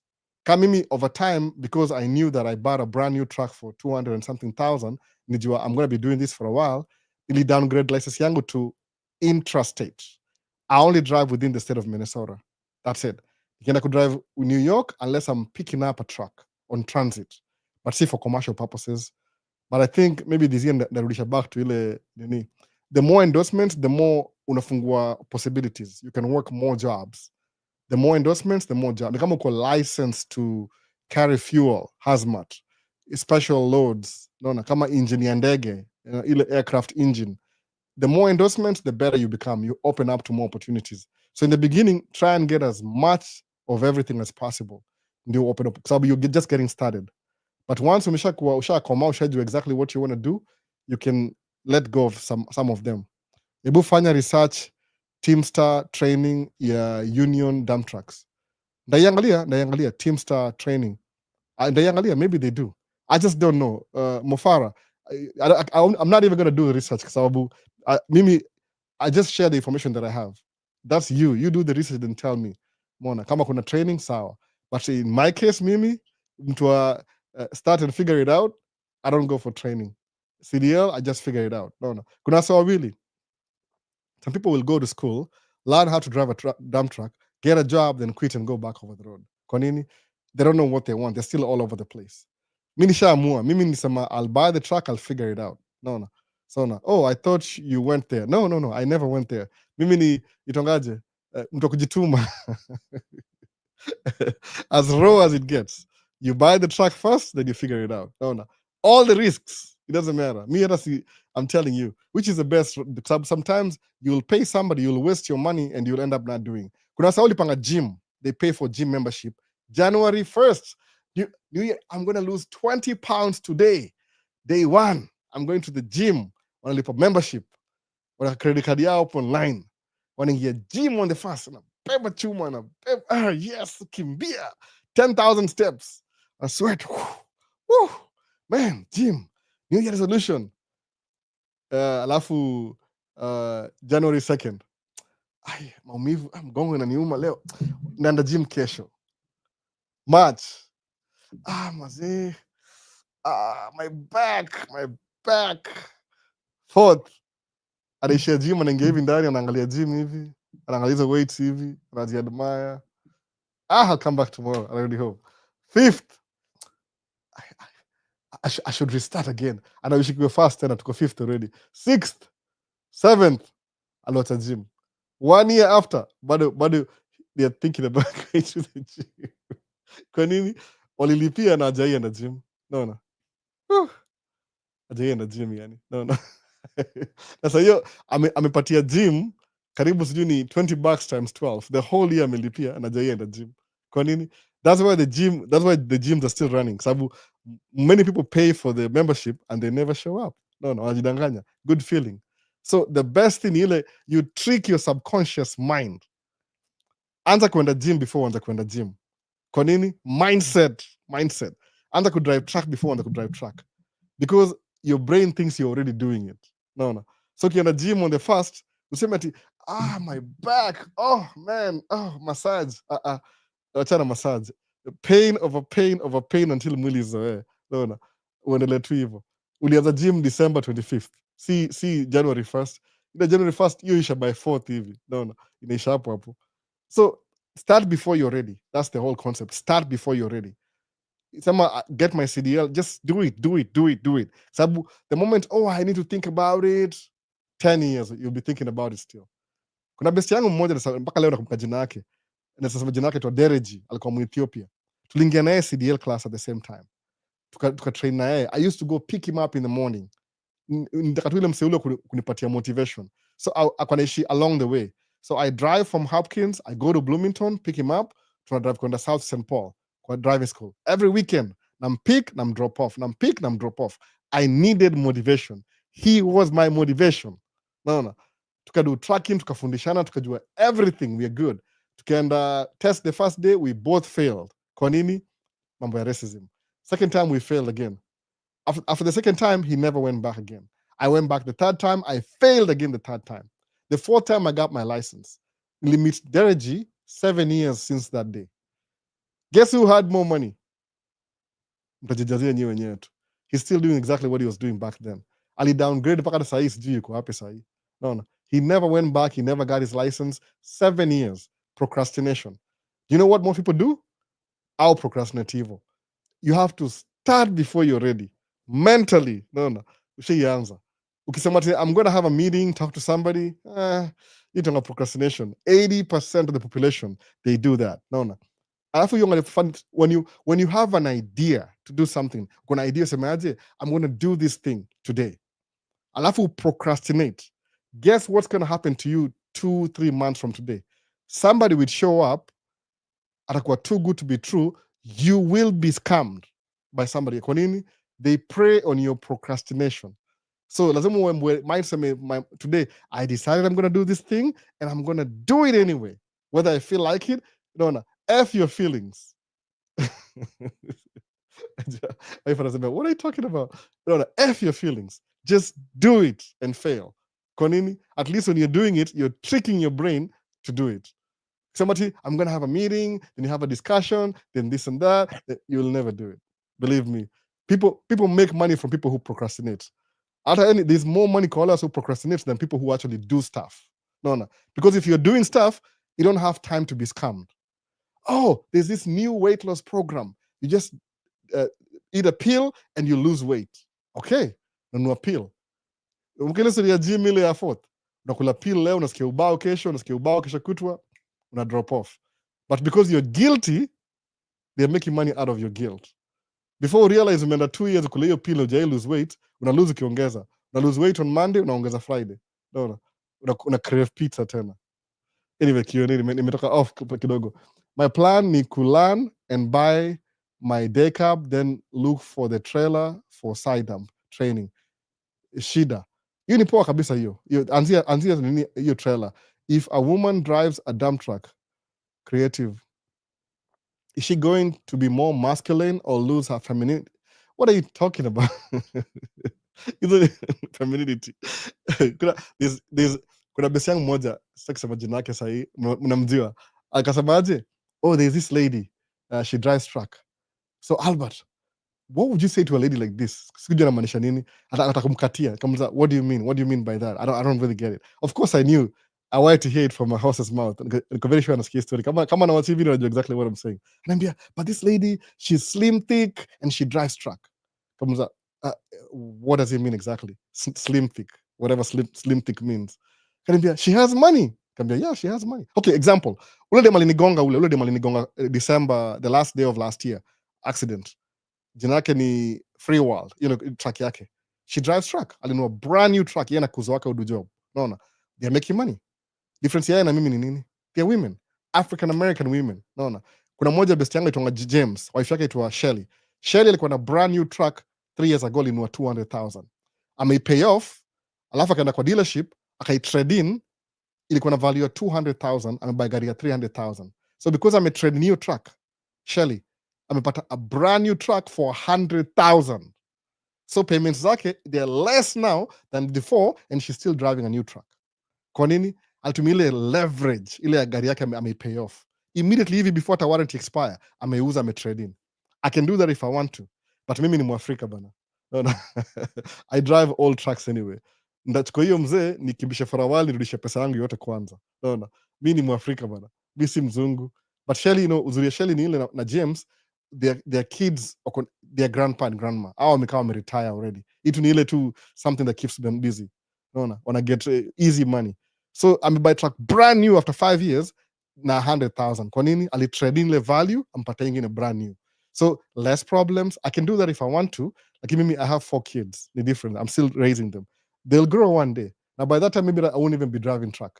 So do you have to repay the test each time you ukifanya? Yeah, a little bit. Kuna some fee. I think every time una test after the first one, I don't know how much it costs though. It depends with your state. No. But don't worry. Fail until you get it. Me, the first time, I don't even know what happened. I'll say manili over-explain. The second time, I can under-explain. The third time, I drove past the stop sign. Stupid things. The fourth time, Samaji, I'm not gonna make the first time mistake, the second time mistake, the third time mistake, and the fourth time nikapata license. So nili eliminate my troubles zote kabisa. The first time Samaji, nilifanya pre-trip only one side of the truck. The second time nikafanya one side, kanambia no, you're supposed to do both sides. Man, nikafail tena. I don't know what they were doing, but instructor number 2 wanakucontradict sababu wewe ni mtu black. They don't give you the license the first time, wanakushuku. So my plan ni kulearn and buy my day cab, then look for the trailer for side dump training. Shida. So Mofaha, fanya hivi, enda kwa M&J. M&J iko pale karibu na Burnsville. M&J iko Lakeville. Lakeville karibu na ile truck stop. M&J. Enda uonge na mtu uko hivyo. Alafu enda kwa show, uonge na mtu. Enda MBE, uonge na mtu. End up in show, MBE, equipment transport. Talk to these people, get the information, alafu decide who do you want to work for. Itakuwa poa. Ama unitafuta mimi nakwambia kila kitu. But if I tell you stuff, mi si hizo kampuni, you'll get better information if you talk to them directly. Wanakwambia how much they pay, their trailer, everything, alafu decide who do you want to work for. Kama unaishi Burnsville, fanya na M&J. Kama unaishi west of the cities, fanya na MBE. Kama unaishi north of the cities, fanya na show. Kama unaishi north east, fanya na equipment transport. Kuna every company kukila mahali. That's what you do. Nimesahau YouTube. Nimebandon sana YouTube. Kuna talk about for someone who wants to deal real estate. Steve Njunge. You get a license, then you sell. But real estate is not that active kama ni Mwafrika. It depends on the market. Sabu wazungu ndio nunua most of the real estate. For you to penetrate market yao, wataget keep. So get your license anyway. Same you don't do it. Alafu uzia wa Afrika. Tafuta market yako. But see income consistent. You can do it. Ni license too. So Ibra Kilambe asemaje Ibrahim. Niaje Albo. Just concerned about the so-called Trump big beautiful bill. Will it affect the DV lottery when it comes to application fee for 250 just in case it's passed to law? Of course, kama iko kwa hiyo provision ndani yake, it will. That's no question. Lakini a president ula kuna house majority na senate majority, hiyo ni super majority. Chances are, if the senators, they are scared they'll lose their seat, or they compromise. But for Trump, itapita most likely. Unless walifanyia mandate, who's advocating for that section. itapita mostly, lakini itapita na huu president. The next one kukuja azaamua ichange kama ni Republican. Democrats, I don't know what they do nothing. Democrats get terrible. The Democrats do, sometimes they do stuff, sometimes they do nothing. Sijui kadini musemanga hivyo, biggest critique. No. So like, what business could someone do aside while doing tracking? I don't even know. I don't even know. Uber, maybe deliveries, something. I don't know. There's so many. Specifically, I don't even know. They are there, but I don't know. It depends, because usually when these new businesses start, they make a lot of money. Once they have a lot of people there, pay and reduce. So now everybody's desperate nowadays. Unafanya kitu moja unabaki na kitu moja. If you keep doubling huku na kule, utakuwa una underrepresent the thing you want to do. Mwanga 100% tracking, nothing on the side. The side tu ni ile wife na raising my kids. Na YouTube maybe. Na YouTube, I'm not here to make money on social media, TikTok. Just to share the things that I know. My small capacity. Ile maybe utakuwa convinced will do the same thing, alafu change life yako. Alafu hopefully when you change your life, you're going to be a light that shines. People in your sphere can see you and they can do the same thing you're doing. That's my objective, by the way. Ile kama mimi nifundishwa, I learned from some other people. I'm sharing the information to everybody else. Nyinyi mkilearn pia nyinyi, hopefully you share the information, tupatie wasee hiyo nini. Before tracking run out of money, which I don't think is going to happen. Sababu construction kitu inaendelea kila siku. Road maintenance ni every 4 years. Want to repeat the whole thing again. No. Something happens to the road every 4 years. So the economy. No. Hello, Miss Albo. I think I'm late today. Yeah, a little bit, but I don't think you're that late. After live, you can go back and watch the recording. Sawa. The same twice. Kim Langat 1. VP Albo, driving through Shreveport heading to Atlanta. Kindly talk about the day cab specs for the side dump. It's a wheelbase of 178. Okay, asante. Kim Langat, it depends with your state. Jukama Wisconsin, autaka set back axle, wakona limit from the front axle to the back axle, wheelbase. Minnesota so gonna sijui figure. It depends. I think Minnesota tunashare na Ohio, North Carolina, I think Iowa, maybe Missouri, I don't know. Kuna standard fulani tunashare. Every state is different. Kama sahi Seattle, vile nimeulizwa hapa hivi na Miss Lydia, Seattle kuna tractor trailer. Unavuta a very short triaxle na trailer triaxle for more capacity. Una spread weight. Ukienda mali kama tuseme Colorado, kuna side dumps doubles. Kwa nini? Au mine something from the mines. Quarry, kuna quarry huko. So they need products ikuje haraka hivi kwa nini. So most side dumps in Colorado ziko zinavuta double. So lazima kuwe na 600 horsepower. So your dimension here wheelbase, it depends on which state you live in. You need very specific na states. Ali niliambiwa hivyo na nini wangu salesman. I can try and tafuta hiyo chart niwaambie differences, but it doesn't really matter. If you live in your city and you go buy nunua gari ya Minnesota upeleke Wisconsin, itakuwa illegal. Unaelewa? Kwa nini? Kwa sababu kuna standards zao. So every state is different. Kama mimi nikibuy truck, buy truck ya Ohio, itatoboa. Maybe a New York out tumia tri-axle. Canada kama Toronto yao ni different. Wakona 2 axles in the front, space katikati, 2 axles in the back. Iwezi tumia Minnesota, itakuwa illegal. Unaona hivyo sasa. So every state ikona jurisdiction yake and what they want. The thing ni ile ukiingia tracking, the whole concept is the same. Wheelbase just depends on where you live and the statutes in that state. That's about it. But ile job, ile generality is the same thing. No. They duplicate everywhere. So wheelbase, it depends which you need. Also, bring Victor on the podcast. Share more on the fuel how. I'm weighing the option, Maze, but dump truck, side dump seems better. Fuel is good too, according to Victor. Victor, new experiment. Tulikuwa na yeye ile time nikifly drone usiku. Alikuja a little bit late. Nimwambia anze YouTube, maybe pia ni mzazi pia. It's not that easy, by the way. Hata mimi nijifundisha. It just nisema ile I changed my mindset. Sema aje, start before you're ready, nikaanza. Nilikuwa inspired na Ibra nikaanza. People sometimes inakuanga hard, but ndambring. Ni vile mostly yoga ana drive during the day siku hizi. Kitambo alikuwa usiku. Shida ni weather ya nini? Weather ya nini? Sports car. Which weather? You will explain which weather. Winter weather? Sifanya kazi 9 months na inalipa bills mpaka ya off season. Why do you want to work smart? Don't work hard. just in case that's what you're asking, sports car. Whether ni nini? Is there a favorite state for truckers in regard to overall earnings? Duncan Macharia. What I know, northern states zina pay more money than southern states. Sababu southern states, they work more, but they're paid less. Northern states, we work less, but we're paid more. Kwa nini? Winter tuna shut down. So I work in winter too. So what do you mean? Sports car. What do you mean exactly? Shida ni winter. What do you mean shida ni winter? Are you already driving truck ama umeambiwa tu story? No. Kuwa specific. No. Are men always supposed to just be quiet and hold on emotions? No, you're not supposed to. Speak to other men. Just speak to other men. No, mtaelewana, men to men. No. Have a men to men conversation. Munge na wasa wengi naambia, wife amenisumbua, naambia hata mimi. Mnashare, mnasema unajua men ni kitu haraka, unashare, game over. Mademu na share nao hivi kidogo, ataispin, aizungushke, I don't know, ni different personality. If you have problems emotionally, speak to other men, friend to friend. Sabu so on ile code, we know how to speak to each other. I believe so. At least I believe so. Women now respond differently na hizi manini. They'll try and help you, and itakuwa hard ukisemaje, you're asking a woman to help you who doesn't really think like you. Unajua women wako na complex communication structure. Sawa, that's what I would call it, complex communication structure. Nikiuliza wife one thing, atanijibu na 10 solutions. So do you think isemaje, when I'm having emotional problems, nikimuuliza swali ya emotional, atanijibu na 20 solutions.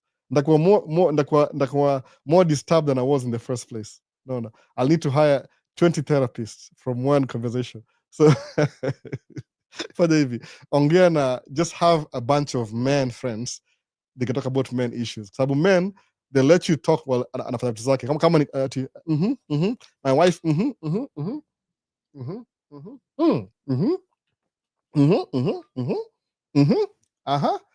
okay. They don't care. We don't care. The thing ile, umeshare half of your problems already. They pretend to listen. I was like, do you want to grab a beer? Yeah, let's go watch a game. Game over. The rebel is a dame. Hey, my wife, 25 solutions to one problem. You'll need a therapy of a therapy. It doesn't really make any sense, by the way. Sabu, women want to communicate very complex. See, simple. They're not simple, men. The summary. So my personal experience, by the way, I disagree. It's about hilo tu generally, no. So mazi track imekuwa ngumu, uza track. Charlie whatever, no. Don't care. But it's good to share with men. Count a group of men. Share na my friends. I have some circle of friends. No, na share nao. Sometimes I waga busy, naelewa bado. Napata mmoja at least, alafu tutaongea. Tunajuana. A small circle of friends. So inakuwa easier ku vent. Sababu they don't really care, but as long as I'm speaking, my mouth is moving, they pretend to listen, alafu inamaliza hivyo. Kuwa na lady friend alafu muulize uone. Utapewa 1000 solutions.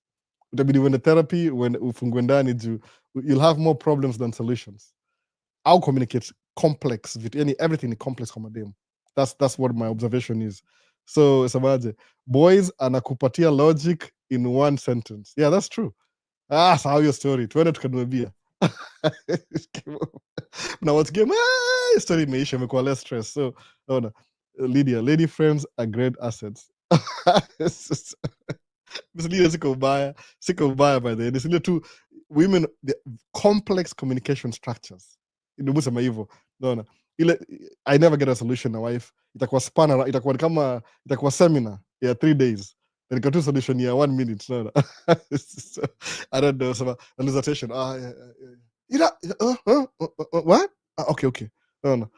So unabwana maboys tunasema ni aje? Sababu I think ukiwa na people of your peer, mtaelewana, jumna group pamoja.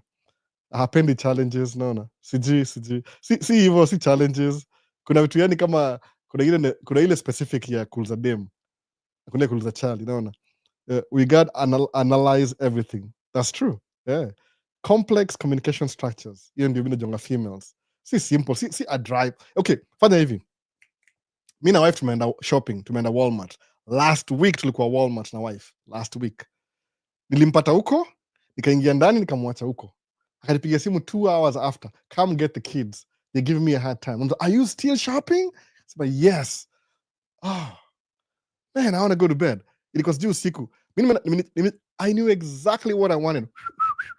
1, 2, 3, cash out, gone. Wife, they have spring collection. Oh, summer. Nilimpata Walmart 1 hour ahead, nikamwacha Walmart 2 hours, akapiga simu 2 hours after bado yuko Walmart. So we niambie. No. Mimi done. No. So that's the same thing as a conversation. You want a solution? Utaka movie script, uliza dem anakwambia movie mzima. Then the actor uta win Grammy, and the Grammy goes to the best writer. Hivyo the complex everything. So tuendelee. Mwenyeka hapa sana by the way. What time is it? Nafaa kuenda by the way, seriously. Napeleka Cs airport. Aliambia nisandie favor kidogo. Is there a favorite state for trackers in regard of overall earnings? Duncan Macharia. It depends where you live. Northern states, they pay better. Hi, Mr. Albo. My question is that I have heard that the bill for DV lottery to be a cost has failed to pass in the House Senate. Thanks. Kai may fail. Maybe people don't feel it because they're too scared. They'll lose their seats. Next year in election, by the way, midterms. Every 2 years kuna election in America. So Kai may fail bahati mbaya. No. Lency locked in from Kenya. Winter with coffee in the hand. Kenyan winter. Hiyo ni jokes wewe. But ni winter, haikubali. I just give it to you. That's winter for you guys. Michael Ochieng, vipi? Hope you're doing great. Usisahau kuenda airport. Nasema hivyo nisahau kuenda airport. Nafaa kuenda airport.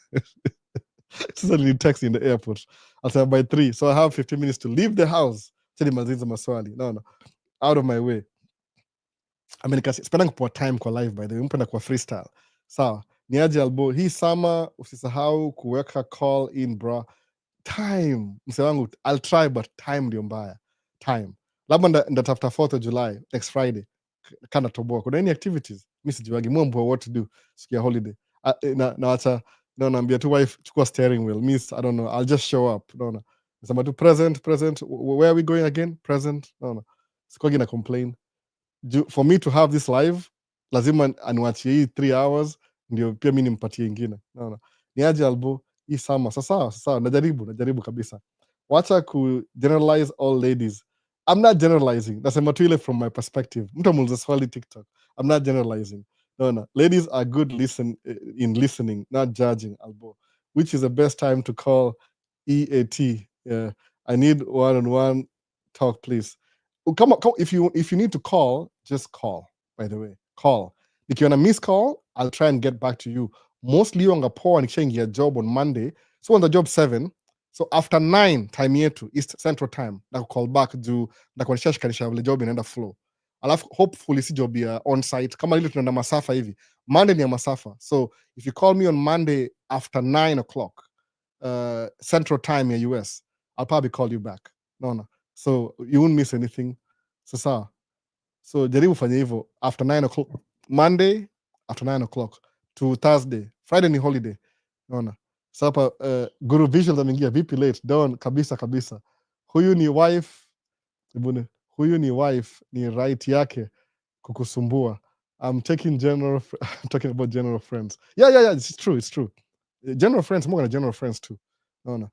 General friends niko naye wengi sana by the way. Lakini sababu ile tu we gotta analyze everything. Ni complex communication structures. Kama sahihi yani mu give up juu tumeongea kitu tushapata solution tena inakaa nasema ile amendment. I just okay, what about the first one? No. I was thinking, oh my goodness. No. Sioni kabisa. Tushamleta tena inaongeza. Kama kuna ingine tunaongea sahi ingine. Sahi as we speak. Tuli make decision on Friday. On Saturday additional amendment. Leo kesho itaendelea tu. Sema tu I'll just do it anyway. Iishe. No. Iishe. So let's see, just call. Usingoje, we call tu. I don't call sahi ndio you miss call, I'll get back to you. Bora uko available you call back. KM Infinity, howdy mate. I'm absolutely guessed with you the way you approach life. and many thanks for sharing with us, KM. Mwaga even mini happy go lucky. I just man, I don't take life too seriously. I used to. No, but which is a good thing. Nothing really bothers. Not float, no. You figure it out, basically. But see, it's not everybody who's like that. And I understand. If from my kids can all say, some of my kids, they'll figure it out. Some of them, you have to hold their hand. Now, everybody's personality is different. But Mimi specifically, Mwaga, figure it out. I just figure it out. No. Somebody taught me that a couple of years ago. Just figure it out. Because I'm like, oh, yeah, I'll just do that. Okay, so TikTok, okay, I have talked to my mom's friend, but what they say is going the way I don't want or I have. The opposite. It was complex communication structures. No, evil. So hiyo ndio politically correct term. Msemanga hivyo. But it's okay. It's in a balance. Kama mimi, if I want to buy maybe a truck, nitaongea na wife. Hata si truck, by the way. Mwambia, oh, there's this new camera. It's a Sony, whatever. It's $5,000. What do you think? Should I buy that? Alafu, that's a good way kuuliza. Ndio how much does it cost? What? Ata analyze. So guess what? She's doing the thinking for me. Alafu anambia, you know what? Just get it. Anambia, are you sure? Yeah, just get it. You said you had this. Yeah, get it. You need after 1 week. By that time, she changed mind. Mulzanga wife kituka you purchase a camera. Anambia, oh, there's this camera. It's a FX3 Sony. It's $4,200. Well, it records 120 frames per second, no crop. It has this, you can do this and that and this and this and that. It doesn't overheat. Niliuzia hiyo camera, by the way. Niliuzia nani camera? Mnamjua. Niliuzia Victor wa University of UCLA. University of California, UC Berkeley. Alibuy camera 2 weeks ago. Nimuzia camera, by the way. So pia anakubudu content. But yeye ni journalist. Yeye ni journalist kabisa. Nimuzia camera yangu, by the way. Alibuy $4,000. See, joke. Unbelievable. I didn't think you were serious. Alinitumia do. Boom. Hey, Victor, hey, you're serious? Ikaitumia UPS the next day. So I don't have an FX3 anymore. So it's going to replace camera gani. So I'm thinking about the next camera I'm going to replace. You're going to A7 Billy. So maybe A7 ingine, i7 5. I don't know. I'll figure it out. So sometimes you need your analysis when you're making a decision. Sometimes you don't. It depends. So Miss Lydia, just ati complex communication. Mi ulizanga wife vitu zile I'm not sure of. Kama kubuy truck. Alinisupport, analyze everything for me. Unaona? Yeye ndio computer brains. Mimi one track mind. Me happy go lucky. Ndabuy 2 truck alafu regret baadaye. Unaona? So asema let's go buy it. Alidrive by the way. Unaona? Hadubini TV kututanua. Oh, ulinipigia simu, I think kuna miss call ya Hadubini TV. Ama ni text, ni kwa nini sijui. Na call back, I'll call you back. So TikTok, tuangalie. What did I miss again? Kuna buy a Canon R8, R9. Good visuals, ukibuy camera, Canon nitakuwa na different sets of lenses. Itanisaidia.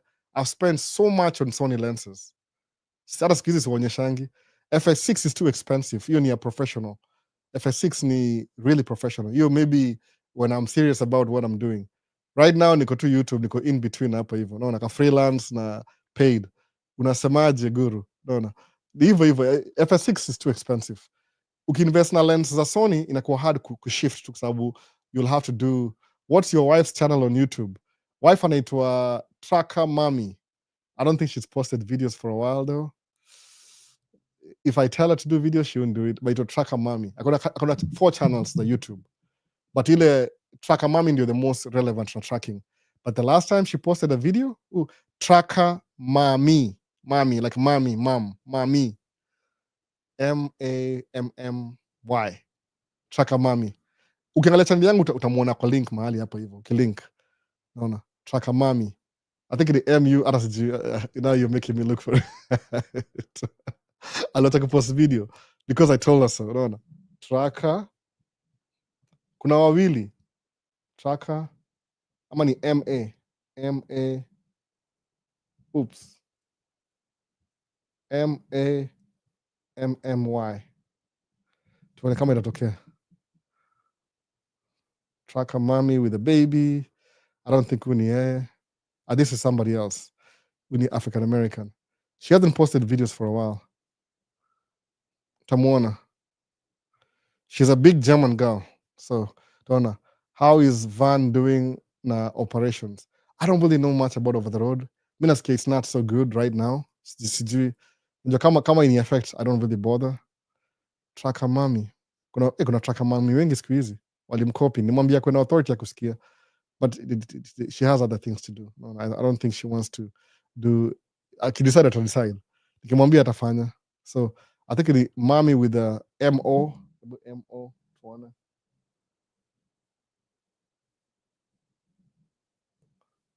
Tracker mommy. Enter. Bado si yeye. Oh man.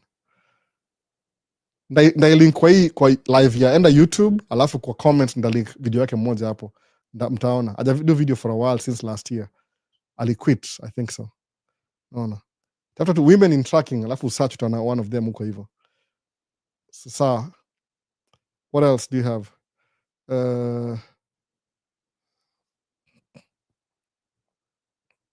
Maisha, sawa, acha niishie airport bana. How is Van driving? Naishia airport na maza live hapa hivi. Tumekuwa hapa 2 hours and a half. Recording they post next Friday or Saturday. The whole recording. Kama uko TikTok na misi live, mushi ndio kunini. Sijaipata tracker mami. Man. Nakutafutia. Na post kwa nini? Hata kwa TikTok na post video yake moja kwa TikTok alafu utaona. Sasa utaiona. Ali make video the last time sijui ni 1 year ago or something. Utaipata tu. So I say TikTok. Ukimiss video live ya TikTok, come YouTube on Friday nda post recording ya hii live yote. 4K, clear, sound, everything, 4K. Ndio hiyo tracker mami. TRUCKEMO, ndio hiyo I think so. Acha nione. Sijaifungua for a while. Naona. Tamuona tu. Tracker mami. Simuoni bana. Yes, authority hapa kuna watu wengine wengi hapa copy before. Simuoni kabisa. Utaiona. Aja post for a while. So ndio hii hapa hivi, ndio hii. Tracker mami. Iko na tracker mami TRUCKERMOMMY. Ako na 338 subscribers. Ndio hiyo. Big German girl. Ndio big German girl. Sema hivyo ni Mjeru. Familia yake ni Mjeru, ni Norwegian something. Unaona? Nipe namba ya Ali ama website. Ali sijui namba yake kabisa. Nitumie message. Mofara. Nitumie message. Nakupatia nakutumia. Wingman, by the way, Canon na Sony, which can you advise to start? Canon imekuwa very expensive juu ya hizo hii new mounting system. R mount ni very expensive. So I gave up on R mount. They didn't have aftermarket. Sony niko na ecosystem. Naona. That's why nimebaki Sony. I love Canon, honestly. My first camera ilikuwa Canon. Lakini juu walichange ile nini yao ile mounting ya to R type from ile ingine kwa gani ile. So I never kept up. So nimeinvest so much. Lens yangu ile ya 200 to 600 ni Sony. 70 to 200 ni Sony. 100 macro ni Sony. 35 prime, 25, 24, 35, 85, 135 yote ni Sony. So nimeinvest so many lenses ecosystem, I can't just switch to Canon. It only costs a lot of money. No. According to wife, I spent 40,000 on camera gear. Ilikuwa 1 year ago, 2 years ago, something. So I don't want to do that again. If you switch to Canon, I have to be paid to do it. Labda nanunua R3 ama R1, ile top cream de la cream. But I don't make money with the camera. Mi tu mtu wa YouTube bana. Mi ni mtu tu hapa tu kama tu mtu wa kawaida. So ndio hii tracker mami Hadubiri TV. Angalia kwa TikTok angalia utamuona. So I can't really switch cameras right now. Niko place nini? Nachelewa si. Acha niende bana. Huyo mwisho nani hapa ito nani? Mancheli joined. Wingman. Nitumie message kama any information. Tuma message na kutumia back anything you need. Tumalize video ya TikTok hapa bana. Nachelewa. Alafu YouTube. Nani mwingine nasema msee tracker upata minimum wage ya how much per month? Between 6 to 8,000 per month kama kuna experience. Naona kama una experience itaanzia maybe 4,000 alafu utabuild. Ni experience ina matter by the way. Sasa wase nakimbia airport, tunaona baadaye basi. Peace. Tuone next time. Wacha nimalize live bana, nachelewa hapa na having too much fun.